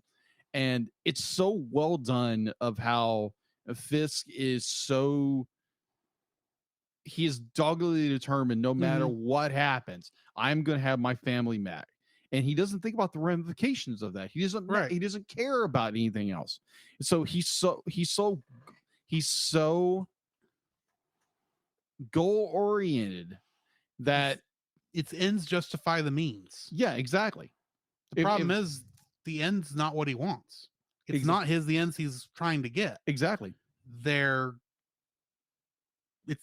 He's going to be even if it had all worked and there had been no other ramifications, it still wouldn't have been his wife and son. No. And it's sad because we have this idea in our own worlds, in our own minds, in our own hearts, that we want something that maybe from our past we lost, but ultimately it's not about be like if we strive towards something from our past and be like, well, like it's ultimately like it's futile in a way. Yeah. Because that was the past. To be like that is already come and gone. And this idea that we need to move forward with our lives and not be overwhelmed and being consumed by something we lost. Because there have been plenty of people who have lost their way in life because they a loved one passed away, or they lost their love of their life, and so they never move forward. And that's what Fisk was doing. That's what Wanda's doing. Yeah. And it drives them to do despicable things in order to achieve something that they'll never gain back. Yes. Instead of be like just moving forward in life. And so, yeah, it's a good morality tale. Yeah. That you need to move forward because like Miles ends up doing. Yeah, exactly. He moves forward in his because if Miles had not gone through that journey of the development into becoming Spider-Man and the death of his uncle, it literally would have just stopped there and he would have just dwelled on the death of his uncle for the rest of his life. Meanwhile, Peter B. Parker would be stuck in that universe until he died a horrible, painful death. Exactly. So it's like if not more of the Spider people doing that. Exactly. It's that contrast where Miles moves forward with his life and becomes the man he's supposed to be, where Fisk is trying to go backwards. And he's trying to do everything he can to go back, and he can't. Right. And he's stuck. And so that's what ultimately led down to his downfall, because he could not move forward. Agreed. I just made that up on the fly. We got dislikes to get into. We do. What's your first one? My first dislike. Okay, so when Aunt May lets them the first time into the spider den, I guess you would call it, the spider cave. The spider cave. It's Miles is looking up at Peter Parker's old suit. Yes. And there again, Miles is a young teenager. And I'm thinking like, Because I'm like, and so he goes back and he's able to modify Peter's old suit. I'm like, unless you've grown like several inches, you're not getting in that suit. So one thing is that Miles, and they de-emphasize this throughout Yeah. most of the film till that Right. point, is that when Miles got bit by the spider, Mhm. he grew 2 inches. Well, that makes sense, but he's Now, still, that may not be enough 2 inches, no, but yeah, at the same time, I'm not 100% sure that that was not just like a spare regular Spider-Man suit that was hanging around, maybe from when Peter was smaller. it could be. It'd Because be the like- Peter in this is what, 25, 26? yeah, he's from that he's- universe. Yeah, And, you know, Miles is 15, 16. something like that. I mean, conceivably, I mean, it's probably a little bunched up. He probably had to do some modifications to make it Yeah, fit. I could see that. And I can possibly see, you know, the spider cave with all its cool gadgets, maybe having a way to auto size it. Plus, all the spider suits for some reason can make their eyes move, which makes no sense, but it looks cool and I don't care. So right. I can also claim, oh yeah, it's got an auto fit feature. Okay, fair. But Fair, yeah. I'm just rationalizing. yes, I completely understand your rationalization of it. It's just like from a outward perspective, it's like it's like a certain CW show. I watched the first episode. It took me 3 days to watch it. I didn't like the episode whatsoever. I disagree with everything it was saying, but it was more you had to modify a suit that a man who is very large, and somehow you make it fit in this itty bitty little person's body. Doesn't really work. But anyways, I'm not going to go into that tangent again. 4 years ago, you went off on that tangent, and I didn't cut you off fast enough on that one. So That is true. But it just kind of before reminded you me of repeated that. yourself It 3 kind- times. Yes, I'm not going to repeat myself again. Anyway, So yes, like my first is like maybe more of a like not disgruntled, but more of a nitpick. Be like, how does little young Miles Morales fit into 25-year-old 6 foot something Peter Parker's old suit? I like your rationalization, but it's just like, okay. my question is, since he spray painted that suit, Oh my gosh. that's going to smell like heck. Yeah. Especially if you sweated in it after a while. Yeah. They ain't going to breathe. No, it's not. B, once that paint is cured, You're kind of stuck. no, you're not necessarily stuck, but you're going to develop cracks all over that are not very web-like. Well, they're kind of web-like, but they're not going to look right. No, they're not. But beside the point, my first dislike are the fact that Green Goblin, Tombstone, and the Scorpion are glorified minions in this movie. They are. They It are. really does feel like, because they have been trying for years to try to get a Sinister Six movie. They have. No Way Home was technically that movie, if you really think about it. Agreed. But they tried it here, and they, just like the Spider People, they only focused on 3 villains: Yeah. Kingpin, Prowler, and Doc Ock. Yeah. Green Goblin, bless his heart, even though he's actually the first villain we see in this. Yeah. Agreed. Not counting Uncle Aaron. Even though we didn't know it was Uncle Aaron. Right. But yeah, Doc Ock, Green Goblin, Scorpion, and Tombstone. I mean, Tombstone's not that big a villain, but he kind of is. He's an enforcer. Well, no, I mean popularity wise. Yeah. He's not as well known a That is villain true. as Gobby or Scorpion. Yeah. is. Scorpion's not so much, but I remember Scorpion a lot from the originals TV series. Yeah. Tombstone is that villain who every time I see him show up in something, I go, who are you again? Mm. I know I've seen you, and I never know what your power actually is, Mhm. other than you're as hard as a rock. That's all I know about you. I got you. So, but the fact that they're just glorified minions at this point, like they ought to be going around like talking in gibberish, looking for bananas. I'm waiting for you to catch what I'm referencing. Okay. The Minions Oh gosh, yes. Okay. from Touche. from Despicable Well, Me. Me. Banana. Banana. Anyway, the fact that they are just glorified thugs. I Really, I agree. say minions, but they're thugs. They're no better than like the lead gang member in their own gangs in this film underneath Kingpin, and that's just kind of disappointing, especially since Goblin in this one is a Hulk monster. Well, he's more based on the Ultimate Universe. Right, because I mean, Miles Morales originally was the second Ultimate Yeah. Spider-Man. Yeah. So I get that, but I still look at it and go, you are not Willem Dafoe. No, you're not. But anyway, Willem Dafoe is my favorite Gobby. Anyway, your second dislike. My second dislike is there again, it's a nitpick, but like you have so much focus on obviously Miles, Peter B. Parker, Spider-Gwen, and then you get like the rest of the cast who are be like, obviously Peter Parker is amazing. He's just funny in everything he does. But then you have poor Penny, who is just be like, Penny actually has a very sad story. she does. When I you agree. look at it, it's like she was the one who had lost the most in this adventure. Yeah. She not only lost her father's mech that the spider runs around in, originally the spider was going to die too. Really? Yes. Really? They decided that was too dark. It's like, yeah, You think? bad enough you killed the mech and she's going to have to build a new one. Yeah. Sorry. No, you're good. It's just, like there again, be like you're running with you have a runtime, you have a tight script, Right. and you can't go into like all the big depth you want to. It's not like a comic or a cartoon series Mhm. where you can stretch things out.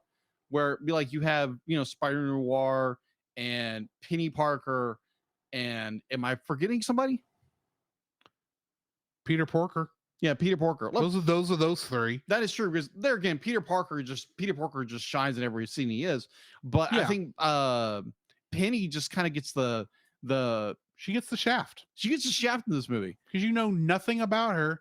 She gets one cool scene where she's reprogramming the goober, Yeah, the jump drive, but Yeah. they call it the goober Goober. throughout the whole thing, yeah, which I like. And it's like, okay, that's cool and all. It's a jump drive. yeah.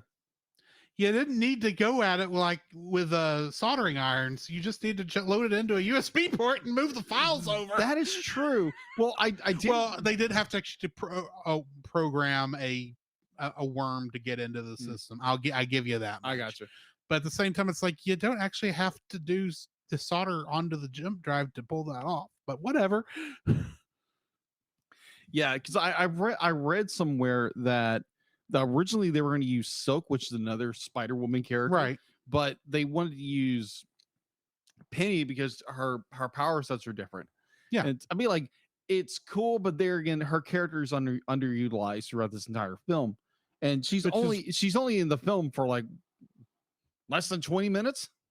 All Maybe? three of them of the secondary Spider Yeah. group, they're only literally, as Peter Porker says at the end of Caught in a Ham, I'm going to show up in the last 60 at minute 65 in the film, and the film's only an hour and a half long. Yeah, So it's like, yeah, you're barely in the film, but you still actually it's about 2 hours long. yeah, But anyway, yeah. it's like, yeah, it's not long. Not as long as, like, it's not. it's long. after we've got a ton of people, and she only gets like one scene Mhm. really to herself. Every Yeah. other scene, she's saying her parts of it, but Mhm. it's because everyone else is saying basically the same things. Agreed. Like she lost her father while everyone else lost either Uncle Ben or Peter Mm-hmm. and Uncle Frankfurter. My gosh. But yeah, that was just like she. That really she- puts the fact that he was eating those hot dogs Oh in a whole nother. At one point, that's just like weird because that's cannibalism technically. my gosh, you're right. Oh, But now that it's his Uncle Frankfurter, oh my gosh. anyway. Yeah, now it's just more like, oh, you stupid spider pig. Spider Pig does whatever a Spider Pig does. Can he swing from a web? No, he can't. He's a pig. We will never review the Simpsons movie on this show because neither one of us care that much. But that's the main thing I remember from that. Yes. But yeah, it's Penny Porker's lack of she's developed in the movie, but it's not enough Not to as where enough, it's just yeah. because Noir he's a cool, mysterious character. You know exactly who he is when you see him. Yeah, and then you get Spider Ham. He just eats up all the lines, and then Right, poor and then Penny Penny gets is like scraps. she gets a couple of things, but she doesn't even get to walk around in the Spider-Man suit like everybody else does during the infiltration scene. She has to be in her mech underneath the bread cart. Yeah, it's like okay. Yeah, you gotta use her for something. But yeah, hopefully she'll get some more room in the sequel to do something. Or they'll just use Scarlet Spider. Just please use his character. No, here's what I'm thinking, because I think it's a Guardians of the Galaxy problem. Okay. Guardians of the Galaxy has 5 core characters. Yeah. Star-Lord, Gamora, Mm-hmm. Drax, Groot, and Rocket. 6 characters. Sorry. Yeah, 6 characters. Yeah. Same number of spider people here. Yes. And yet, if you think about it, Rocket gets almost no story in that first movie. I agree. He doesn't. Groot gets almost no story in that first movie. Yeah. We get little things here and there about like we get with Peter Porker and Penny and Spider-Man Noir here. But honestly, in that runtime, you don't have a lot of time to show on it. So they focus solely on Quill, Star-Lord, Gamora, and Drax. Because they're the ones who all had something outside of Star-Lord, because Star-Lord is the actual protagonist of those things. They're the ones who actually had to deal with Thanos, which is where they introduced Thanos properly, is in that movie. Yes. So I suspect that, yeah, we focused on Miles as the main character, plus Peter B and Spider-Gwen, because they were, the easiest to focus on because they were closest to Miles in terms of character. Yes, agreed. Maybe in the next one we'll get maybe a few more scenes with, because I think our core 6, Spider-Man Noir, Peter Porker, and Penny have to be like our core 6 in the movies going forward in these. And then we get more Spider-Man in there. Here's hoping that we get Spider-Man from the Henshin Hero Spider-Man show. With his giant robot. Leo Pardon. The emissary from hell. My gosh. So yeah, that is my second dislike. Yes. My second dislike is Spider-Ham Caught in a Ham is a separate short from the film. Yeah. It's a separate thing. And it's like, no, you should have played this at the beginning, like a Looney Tunes short back in the day. It would have been accepted. If Coco can start with a half-hour short with Olaf from Frozen, you can do 5 minutes with Spider-Ham. Yeah. And people will disconnect that quickly enough. It's like, okay, that's just the funny short before the real film. They'll disconnect it until you get all the way to, when he shows back up and you go, you're back. Just saying. Yeah, agreed. That short should have been in theaters. Which is why every single time I go back to watch this film on Blu-ray, I start with Spider-Ham. There you go. And then I watch the movie. Awesome. Because that is the optimal viewing method. Anyway, what is your third dislike? I really don't have a third dislike. I have one. Okay, go for it. That weird focus effect that this film uses throughout it, where anything that's not in focus looks like it's got color separation. Yeah. I know it's trying to mimic maybe out of registration errors in like a printed page. Yeah. But every time I watch it, those first couple minutes before my brain resets and is paying full attention to, what's actually going on and not being distracted by that, I'm thinking, am I watching a 3D movie without the glasses on? Makes sense. It looks what it looks like. Yeah. It looks like you're watching a 3D film without the glasses, and the color, and it's not separated enough for it to actually look, like garbage. It's just close enough. It's like, something's not right here, but I don't know what it is. Right. And I wish they didn't do that because it throws me every time for like 5 minutes. Granted, by the time you get out of that initial Spider-Man montage, I'm fine. Yeah. But that first bit where you're getting used to the whole shebang, it's like, because it looks so different from anything else that's ever been done. One of the things I like about this movie that I didn't mention is that it looks different from anything else that's ever been done. Agree. For this sort of thing.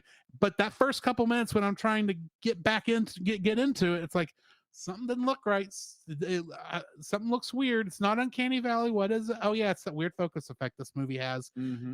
I will get used to it and then it won't matter. But right now I'm gonna have to put up with it. And it messes with me every time. I wish they would have, much like the actual comic book effects. Yeah. I wish they would had started off as normal. Like normal 3D, still have the actual look for it, don't get me wrong, but start off like very normal and then have it have that focus come in with everything else so that it's communicative and not distracting. Fair. That's just my opinion. But yeah, that's my last dislike. Jacob, you, as I said earlier, your score previously on this movie was a 9.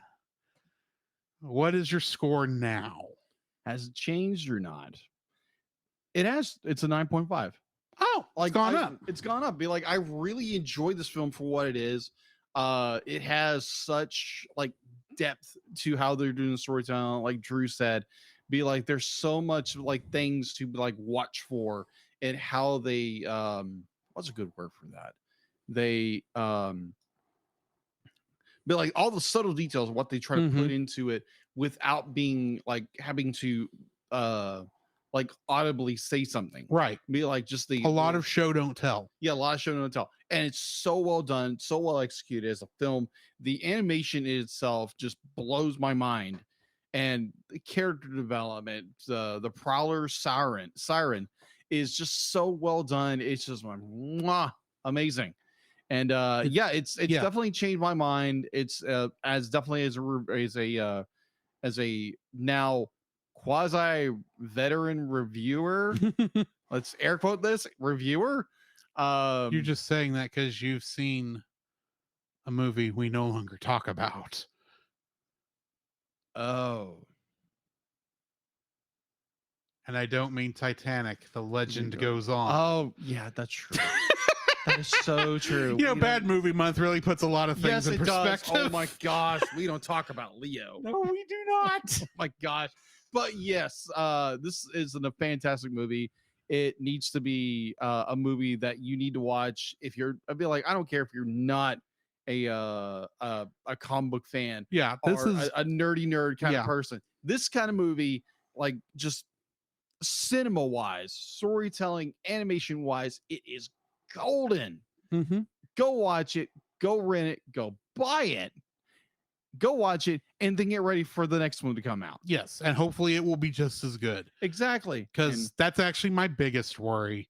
Because we're going to get the second one, and it's like, yeah, it's gonna be like the Lego movie, the after Lego movies, the Lego Batman movie and the Lego Ninjago movie, and even though we hadn't reviewed it yet, the Lego Movie 2, where the first movie is great. It's amazing how much work they put into this. The second movie, it's an also ran. I'm really worried that's what it's going to be. Yeah, but we'll see. We will see. That is so true, because they're like for myself, be like, I have little hesitation towards this new one, because there again we're in a new this came out in 2018 again. 2018, pre-pandemic, and how the world is now. Be like, I'm scared they're gonna kind of mess with it, and we'll see, make it what it is. But if you're worried that there's going to be a Spider-Man walking around with a surgical mask on, I can almost guarantee it. Probably. But anyways, but I don't want to get into. He'll actually be a surgeon. though. Well, I was referring to more like, more Spider-Man Sorcerer political stuff. Supreme. That would be hilarious. I'm fairly certain that exists. Oh, yeah, it does. It was in What If. And I'm fine with this. Yes. But, yeah. What was your original score? I originally gave this a 9.5, and you want to know what? It did not change. Granted, I am at a point now, I think, where I've watched this where I might be running out of cool little details to spot in the background. Yeah. Because no movie is perfect, and it's not. And it's only been 5 years, and I've watched it 5 times. It's going to start running dry at some point. Yeah. But this is still like a little great movie. I still saw little things here and there. Yeah. I was like, oh, that's so cool how much attention they put into this. Like I said, attention to details, one of my favorite things about this movie. It didn't change because it's a fun film. Like you say, if you have any interest in animation, you need to watch this film just to see all the little things they did. Agreed. This is the first of what I call the 2.5D films, because we later on would see similar stuff with Klaus and something else that came out rather recently that did this. I can't think of what it is right now. Either. But anyway, this was the first of those 2.5D, and all that I mean by that is it's obviously 3D models, but there's just enough of that 2D touch, that hand-drawn aesthetic. Yeah. That honestly we have missed since the last 2D films really got done. Agreed. I say that like they're all dead, knowing perfectly well that there was a My Little Pony movie in 2017 or 2018, whatever year that was all 2D. Yeah. CG 2D, but 2D. Right. But and of course there's anime that does 2D all the stinking time. Agreed. But this is just a perfect. It's not a perfect movie. Like I said, there's still flaws. Yeah. But the fact that they can do all this and at no point are you saying that doesn't work? Yeah. The fact that we didn't mention this during the escape from Alchemax, and while Miles is learning how to swing, he's being animated on 2s, while Peter B. Parker is being animated on 1s in the same scene. That's right. And for those of you who have no idea what I just said, if you are animating on 1s, every single frame of animation is animated, whereas animated on 2s, it's every other. They literally every 2 frames is the same. So 2 frames, it'll change for the next 2 frames. They did that to point out subtly, because you can't, if you don't know to look for it, you really can't spot it. Yeah. But subtly you recognize that Miles is a little clunkier. Yeah. With his web swinging than Peter B is. And they go to that much trouble, and they didn't have to. Yeah. Just for that alone, it's worth seeing this, to see how. Gotcha. And the fact that it looks good. It shouldn't. It really shouldn't look as good as it does. Yeah. Everything they did in this, because it breaks like so many of what I think of as rules, and yet it works perfectly. Agreed. So yeah. It's a 9.5, and really, when you get right down to it, what's holding me back is that initial focus effect. Because let's face it, I can watch Spider-Ham as soon as I turn it on every time. So, yeah, we need to move on to our next segment. Yeah. Let's go ahead and go into intermission right now. This podcast is a proud member of Culture Box. Whether you enjoy geeky reviews, comedy, or original fiction, you can open up the Culture Box and find something excellent for your soul. Point your web browser to culturebox.media. This week, we suggest the Retro Rewind podcast.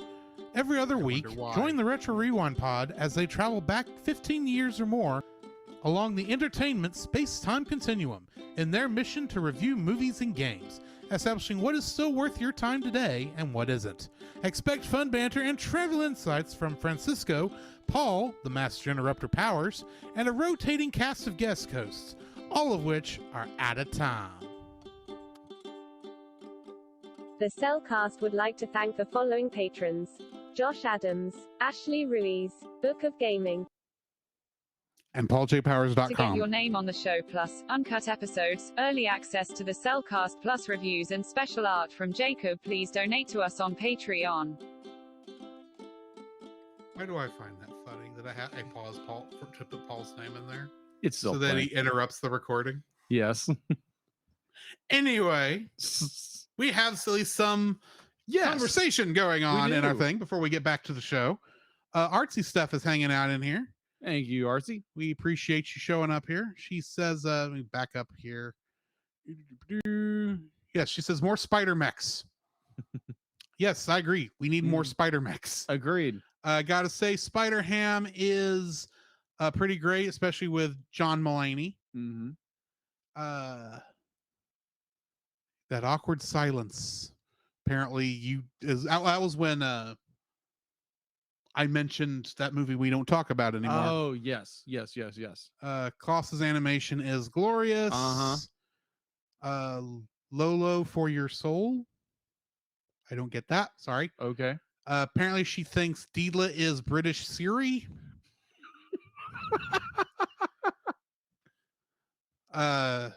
She says it's science. And Eeyore. Oh, Ao. That's Ao, not Eeyore. I was confused.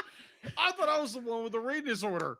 No, sometimes. Okay, in my defense, from my angle, the camera is in the way of the chat window. Okay, fair enough. So I'm kind of Fair having to do this number and still talk into the microphone. True. And so, yeah, when I first looked at that, Io makes it sense. says Io there. I can see Io there, but over here, because of the cord hanging down, I converted one of those O's into an R. Oh, bother. She says, I was going to say you're reading far. Yes, I am, because that TV is way over there. It's on the other side of the room. Anyway. And this isn't a big apartment either. No, but still. We need to jump into our full, into the, what we've been watching. That's the next thing. Yes. So, Jacob, I have a question for you, my friend. What have you been watching? What have I been watching? Not a whole lot, really. Really? As far as I remember, it's been a long week. It has been a long week. I've literally gotten home after like almost 6 o'clock every night. Now, granted, I'd be like, it's not, oh, poor pitiful me. It's just like how the schedule worked out. Yeah. And you just didn't get a chance to watch anything. No, I didn't. I don't think I did. But like I watched this movie. I watched the X-Men thing we're going to review in a minute for TAS, and just I watched a lot of like airline disaster reviews and that kind of stuff. There again, I'm a true crime kind of nut, and I like that kind of stuff. But yeah, that's fine. If I remember correctly, Airplane Disasters is that movie where they solve airplane crashes by pointing at a whiteboard and saying the problem is somewhere here. Not quite. It's a joke. Yeah, I know. It's like, yeah, we can solve this in 5 minutes. I'm just saying the filming technique they use for the obviously fictional recreations of the investigation sometimes repeats itself, despite the fact it probably didn't go that way in real life. That is true. That is so true. So yeah, that is all I've been watching. Yeah, I think so. Yeah. How about you? What did you? Oh yeah, I've been watching more Power Rangers Turbo. Oh yeah, that's right. Didn't you watch like a movie like? Hold on. Didn't the movie that came out? Like movie that movie just came out recently. You mean that movie? No, not that movie. Oh, okay, not that movie. Movie that recently came out in theaters about a certain like little guy who turns into a big guy and stuck in a quantum verse. Getting to that. Okay. Jumping aheading person. Okay. I'm talking about Power Rangers Turbo. We don't talk about Turbo. Except I will talk about Turbo. Okay. Because I'll put it this way. It is the worst of the Zordon era. Okay. It is not the worst Power Rangers season. Okay. Not by a long shot. But I did see what has got to be the goofiest episode of Power Rangers I've ever watched. Okay. So, the main villain of Turbo is Divatox. Yes. There's an episode where she gets amnesia Okay. and works at a pizza restaurant in costume, and gets that southern diner waitress voice kind of thing going on at one point. Yeah. Bulk and Skull are delivering pizzas for this restaurant, by the way, so that's funny. And of course, the monster of the week comes from the logo of this pizza restaurant. Of course. And there is a line in this that is so absolutely ridiculous, it bears repeating. Oh. The evil pizzas were no match for a stoplight. Because at one point, Womp, womp, womp. at one point, the by this point they have the little sidecar thing. Yeah. Not sidecars. I'm not talking about the go-karts. Yeah. I'm talking like the red wind chaser thing, not the Zords, but the two other cards that that the Red Ranger gets. Makes sense. And Justin gets, the child who shouldn't. Yes, I know. You don't have to have a driver's license to drive a Zord. Oh my gosh, that line. But guess what? That's not a Zord. It's just a Jeep. And yet he gets it. At least the red one flies. The blue one is an on the ground car because it's a Jeep. But it can climb the Jeep gets taken control of by the pizza monster by evil pizzas attaching itself to the wheels and the steering wheel. And the blue Centurion is able to stop it by throwing up a stoplight, a traffic signal with a red light, and the car came to a stop and the pizzas flew off of it and it was back in the Ranger's control. What? I watched this and went, huh? Dude, it bears watching just for the stupidity of it. Okay. And if we had time when we got done with this tonight, I'd throw that episode in a heartbeat just to see your face. But we don't have that kind of time tonight. I can go watch it on YouTube. Yes, you can. That name of that episode is I'll recognize it when I see it. It's not Trouble by the Slice. Oh my gosh. They were just so stupid. That whole episode would be my I don't remember what Power Ranger the Power Ranger show Power Trip calls it. But on when I was on Henshin Men, it was What the Henshin. Oh, I remember what Power Trip calls it. The I can't believe that just happened award. This would make it. Oh, It was goofy and it was funny. Okay, totally get it. But speaking of other characters who are based, whose current design is actually based on a Henshin hero. Okay. Ant-Man and the Wasp: Quantumania. Yeah. Did you know that Ant-Man's suit is based on Ultraman? I didn't know that. But you can see it now, can't you? I can. Yeah. That is an interesting movie. It is different from the other two Ant-Man movies. Okay. Probably the only negative thing you can really say about it. I say only negative thing. It's the main negative thing most people will say about it. Mm. But I don't want to spoil anything. Because you really should watch it for yourself. Okay, fair. But there was one character who they should have.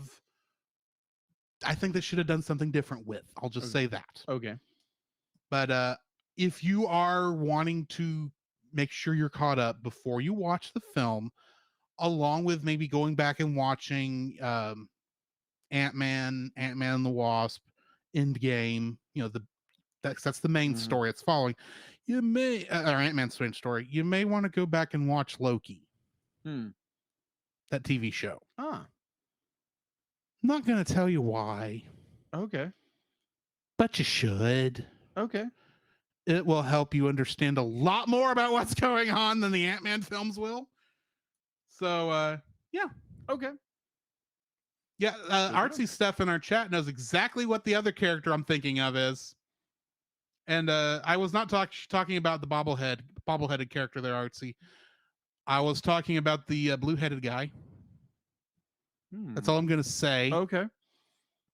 Let's just say, hey, actually, Artsy, you are right about the character. I think they should have done something different with, especially when they reveal who that person actually is. But anyway, other than that, I've not had a chance to watch anything else, to be honest, outside of what we needed to be watched for this show. So why don't we go ahead and jump into the news? Hang on. The Cellcast News with your host Jacob Heron.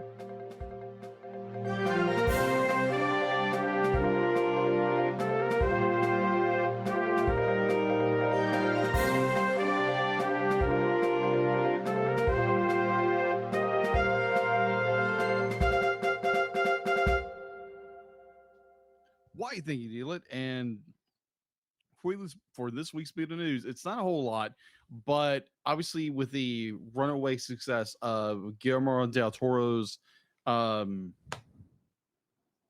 want to say Pocahontas, but it's not Pocahontas. Pinocchio, which movie we have not seen yet, or I haven't seen yet. I haven't seen it yet either, but I think it's on our list. It is on our list. Yeah. But so with that runaway success of that film, it is already being greenlit that they're making a sequel. No, they're not making a sequel. They're making a sequel, an adaptation of a fantasy novel called The Burned Giant, and it has been confirmed that the film will be in stop motion like Pinocchio. Oh, okay. And it'll be set on Netflix, and there is no release date yet, but they have confirmed that this film is in production right now. So it'll probably be like another year or so before this film's completed. So The Bird Giant. It's based off it's an adaptation. I'm going to butcher this name. I apologize for Kurzuro. Sorry. Is Higuro's fantasy novel. Hang on. You're better at that than I am. Yeah. Got to find it on here first. The Buried Giant. The Buried Giant. I thought you were saying the Bird Giant. Not expecting this to be about a giant bird. No. That makes more sense. No. Okay, sorry. I can't see the name now. Kazuo Ishiguro. Oh, okay. Gotcha. Kazuo. Just say Kazuo. Kazuo. Okay. Or Kaz. Kazuo. Okay. Kaz. Kazuo. Anyway. Doesn't matter. Whatever. But yeah, apparently this movie is in development right now, with Guillermo del Toro as director, and what Guillermo del Toro does best. Yeah. Don't feel bad about having a hard time saying Guillermo del Toro's name, because remember when they were filming Pan's Labyrinth, the little girl who was the main character of that couldn't say his name either. Really? So he gave her permission to call him Totoro-san. Totoro-san. I didn't know that. But my neighbor Guillermo del Toro. Whole nother movie. But yes, another one of the, that film should be coming out in a couple of years on Netflix. Actually, Artsy Steph, you're right. I think that was Pacific Rim. Same difference. It's still funny. Oh my gosh. I just got my movies confused. What you're saying makes a lot more sense because Pan's Labyrinth, she was French, not Japanese. Yeah, she was French. Which I've seen Pacific Rim. I haven't seen Pan's Labyrinth yet. I'll put it this way. You liked the two good Hellboy movies? Yes. You'll like Pan's Labyrinth. Okay. Notice I was very specific on which one. If you want more information on our feelings on Hellboy, yeah, go listen to our old podcast. Yeah. The Movie of the Week podcast. Oh my gosh. Ooh, boy. Yeah, go give that a listen. Give that old show some love. And oh my gosh, it's a terrible movie.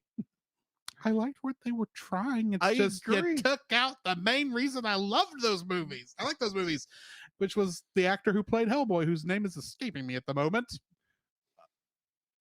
He's in Nemesis. He is.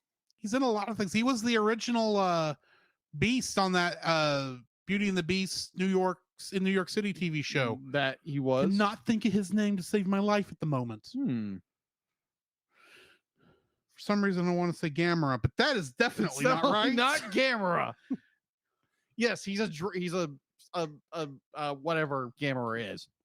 Friend to all children. What? Yeah, sure, whatever. You don't What? know. I don't know what we're talking about. You don't know what I mean. No. I said Gamera. Ron Perlman. Thank you. Thank you. Oh You my found it. gosh. No, you said he was like Gamera, or I said Gamera. And you said, yeah, he's like Gamera. He's like whatever that is. And it's like, I thought, I know what you meant to say. You meant to bring up the fact that he's a giant turtle, but I went. Thank you. I went with his official title, friend to all children. Anyways, That is where the Kenny Force comes from. okay, gotcha. All right, Don't so- forget, one of our guests on our last episode was one of those Gamera kitties. Jimmy from NASA. Oh, okay. You've not caught up on MIFE. No, I'm not. You need to go, and everyone else go listen to Monster and Film Vault if you like monster movies. So yeah, that's all I have for the news.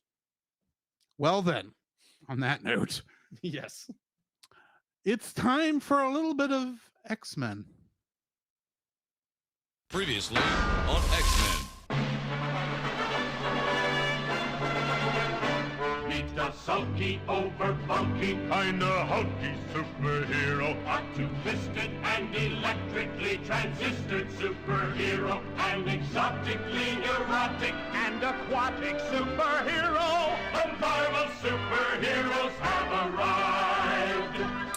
X-Men, X-Men, it's the day, it's the day. X-Men, X-Men, coming your way.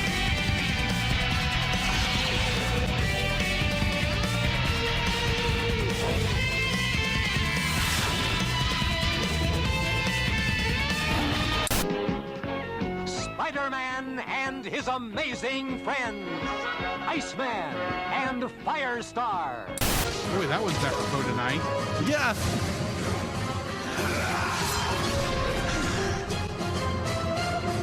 Fight is Wolverine.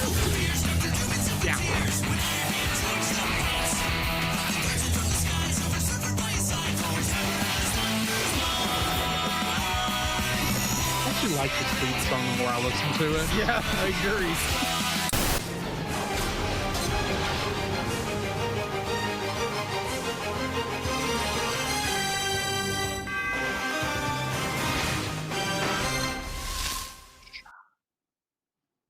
X-Men the Animated Series, the end of season 1.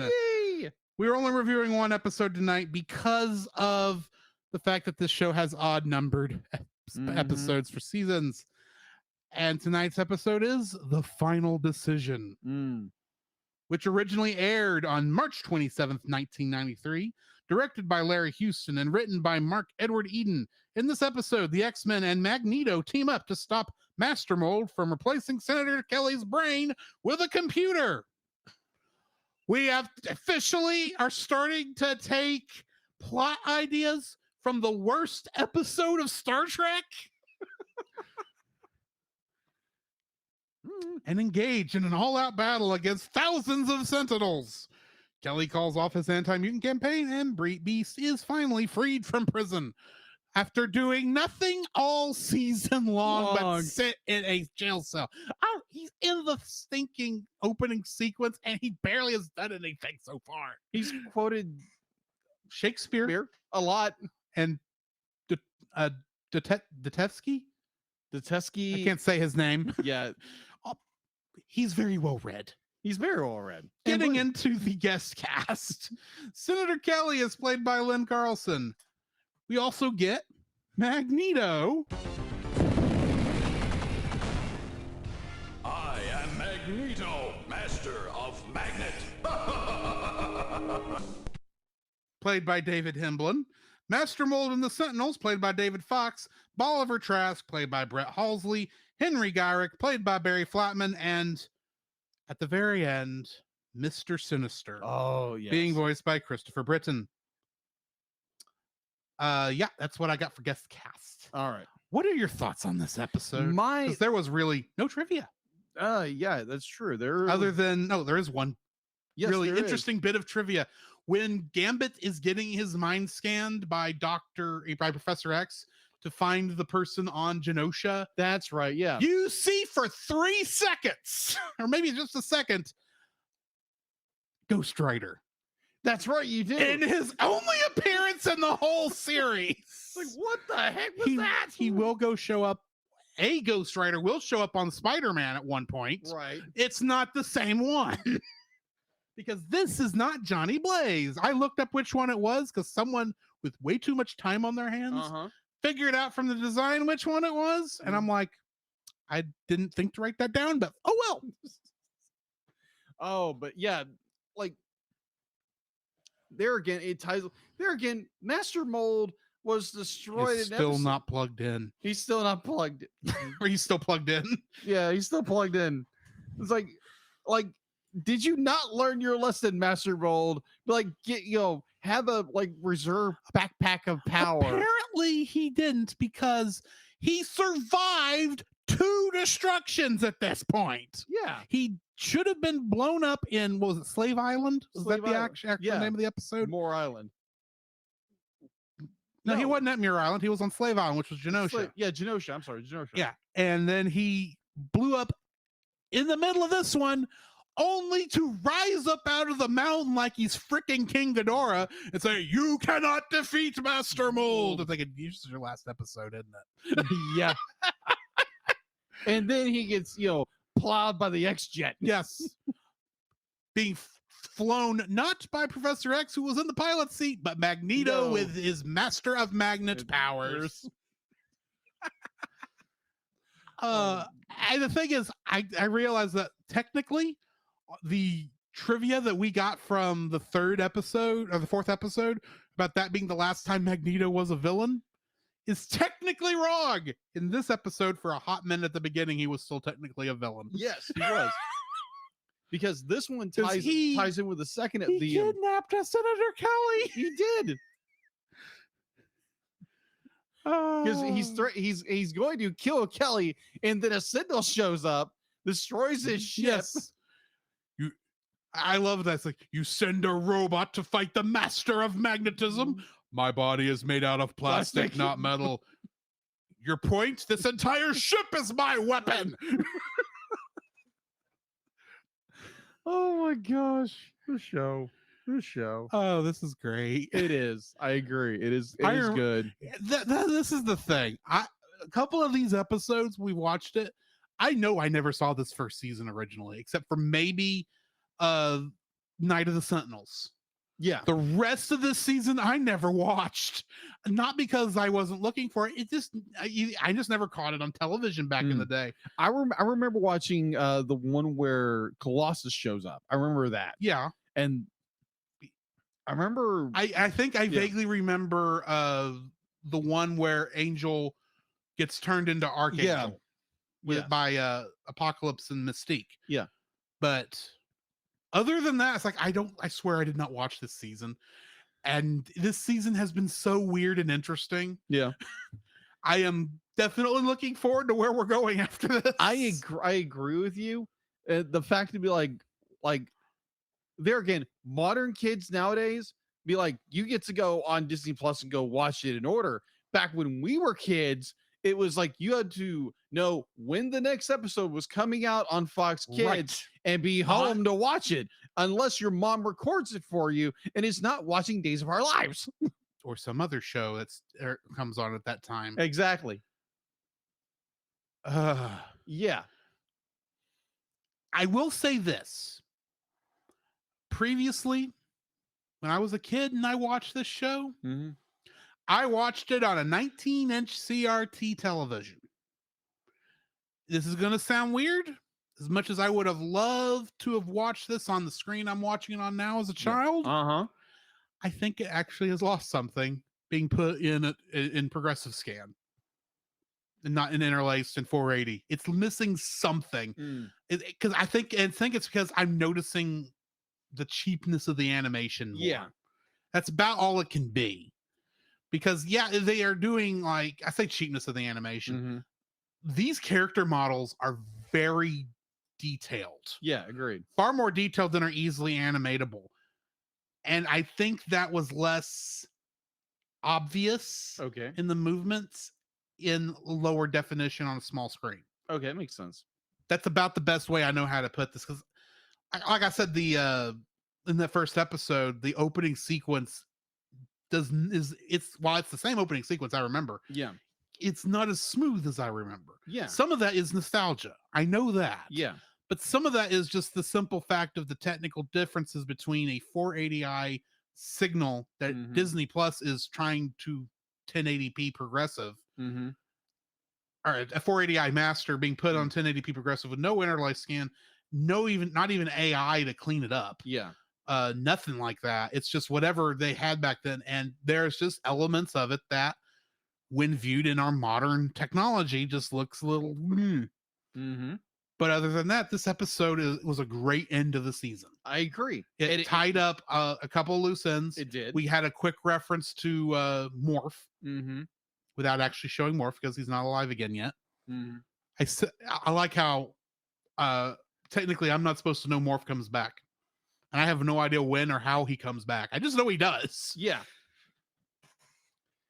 And it'll sound just as weird and strange when that happens too. Yeah, that's true. And also the fact that, like, Morph was created for this series, right? And because they didn't want to kill the only Native American X-Men in the first episode. Someone wisely said to them, "That's a bad idea."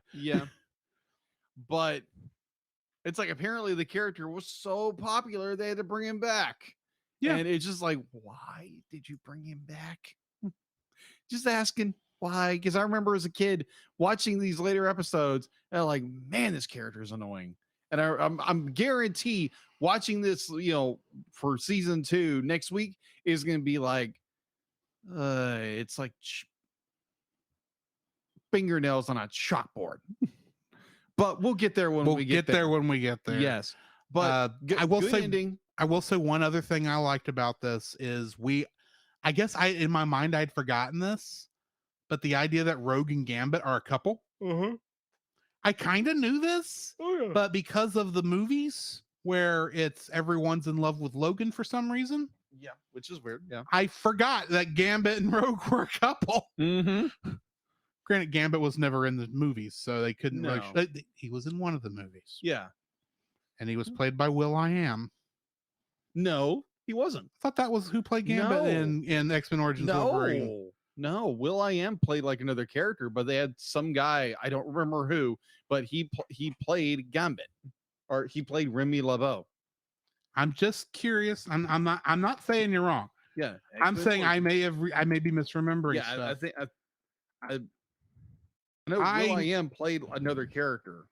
Right. But Wolverine does team him up with Remy LeBeau, and has a pretty good, interesting fight in that movie. It has been a while since I've seen a lot of the X-Men live action movies. So, and I just vaguely remember thinking when I watched X-Men Origins Wolverine, which is where he is in that. That's him.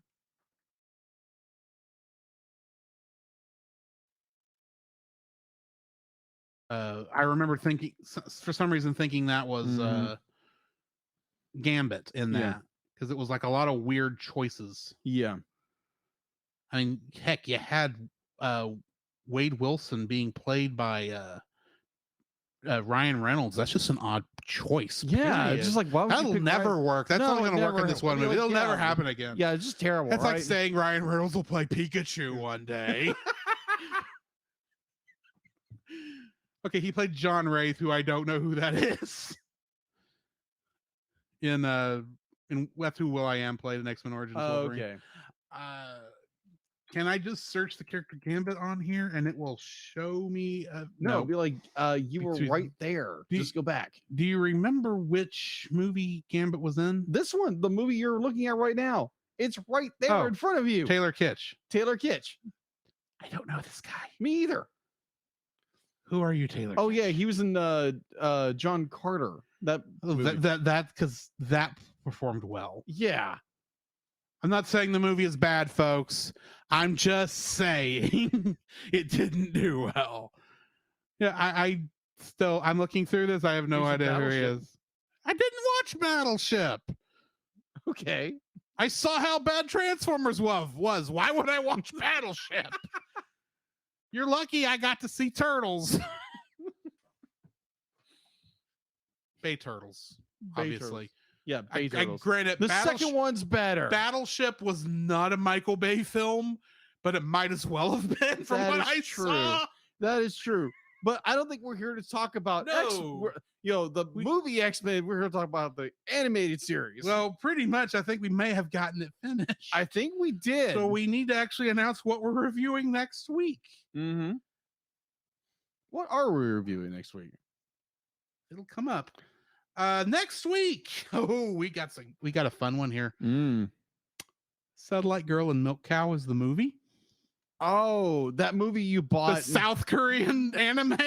Oh my god. About a guy who he's got a crush on a girl, but she ditches him, and for some reason that turns him into a milk cow. And a actual South Korean satellite that was being decommissioned heard him, fell to Earth, turned into a girl, and ran around with him, all while Merlin, who is now a roll of toilet paper, is following along with them. It's a goofy movie. What? Yes. Okay, this is gonna be interesting. Yes, it's a weird movie. It's the weirdest movie I think I've reviewed on. And it's not a bad one. It's just, by that description alone, it's like, huh? Because I remember we were at. I've talked about this on the show. You have. Because you bought it at half price books. We were there, I think, waiting to see a movie. Yeah, we were there on a singles event, waiting to sit down. Yeah, I think for dinner, and we both went into half price because it's like we got to do something while we're waiting. Yeah, and we both looked at movies. I think both of us were thinking in terms of movies for the show. We were. I think that's where I bought my current copies of Final Fantasy Advent Children. Final Fantasy Spirits Within, and Final Fantasy Final Fantasy 7 Advent Children Complete, which I didn't know was different from Advent Children. Exactly, it's the same movie, but I mean, Complete is better. Yeah, and then I saw this and go, this looks like my kind of garbage. Literally, my thought here, and yeah, it's my kind of garbage because it's not really garbage. It's more like, okay. You know how there's some foods out there that taste weird that make you wonder, why would I eat this? And yet you're willing to go back for a second helping? Fair. That kind of movie. Okay. That's the way I know how to explain it. Okay. Fair. But yeah, that's the movie we're reviewing next week. Excellent. And the X-Men episodes we're reviewing next week is Till Death Do Us Part, Parts 1 and 2. I suspect somebody's getting married. Maybe. Somebody get the preacher, somebody get the ring. If I remember the rest of the song from the Muppets Take Manhattan, I'd keep going, but oh well. That's what we're reviewing next week. Yes. You got anything else to add before we get out of here? Yeah, next week's gonna be interesting. Let's say that. Oh yes. Apparently Drew likes the movie. It's a movie. It's a weird movie. Oh, okay. Okay. I will never in my life say it is better than any of the Studio Ghibli stuff we've done. Okay. But it might be the closest thing from South Korea that gets close. Oh, okay. Even though it's got such a weird premise. Gotcha. But we'll look at that next week. All right. In the meantime, this has been Drew. This is Jacob. And I don't have to worry about messing up and not allowing someone to self-promote this week because our stuff is in the outro. You can follow Jacob on his Facebook at Jacob B. Heron. His Facebook page, Jacob's Daily Art Corner, where he tries to draw each and every day. His Instagram at Jacob B. Heron. His Twitter at Jacob Heron. And his Letterboxd at Jacob Heron. You can find Drew on Facebook at Drew Dodgen. His Facebook page Drew's Photobin to see his photography. His Letterboxd page at GGeorge759. His Twitter at GGeorge759. And Instagram at Drew Dodgen. You can like us on Facebook at the Cellcast Podcast. On Twitch at the Cellcast Gaming. On YouTube at Cellcast. On Twitter at cast_cell. The Cellcast can be found at Apple Podcasts, Google Play Podcasts, Stitcher, Spotify, or anywhere else fine podcasts are downloaded from. Please rate and review us where you found us, and also on Podchaser. Email us at thecellcastpodcast@gmail.com. The Cellcast is a proud member of both the Pop Americana and Culture Box media networks. For more information, please see the link in the description. Our theme song is Drop and Roll by Silent Partner. And remember, that's Cell with a single L.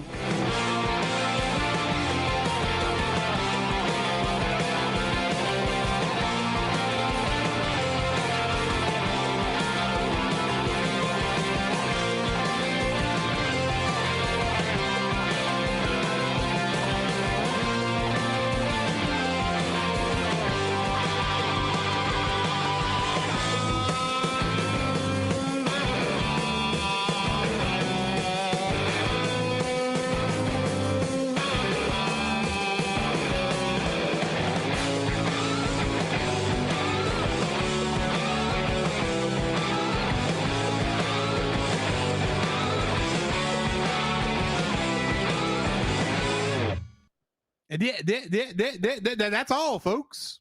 I thought you were going to finish the line. Can you say that legally?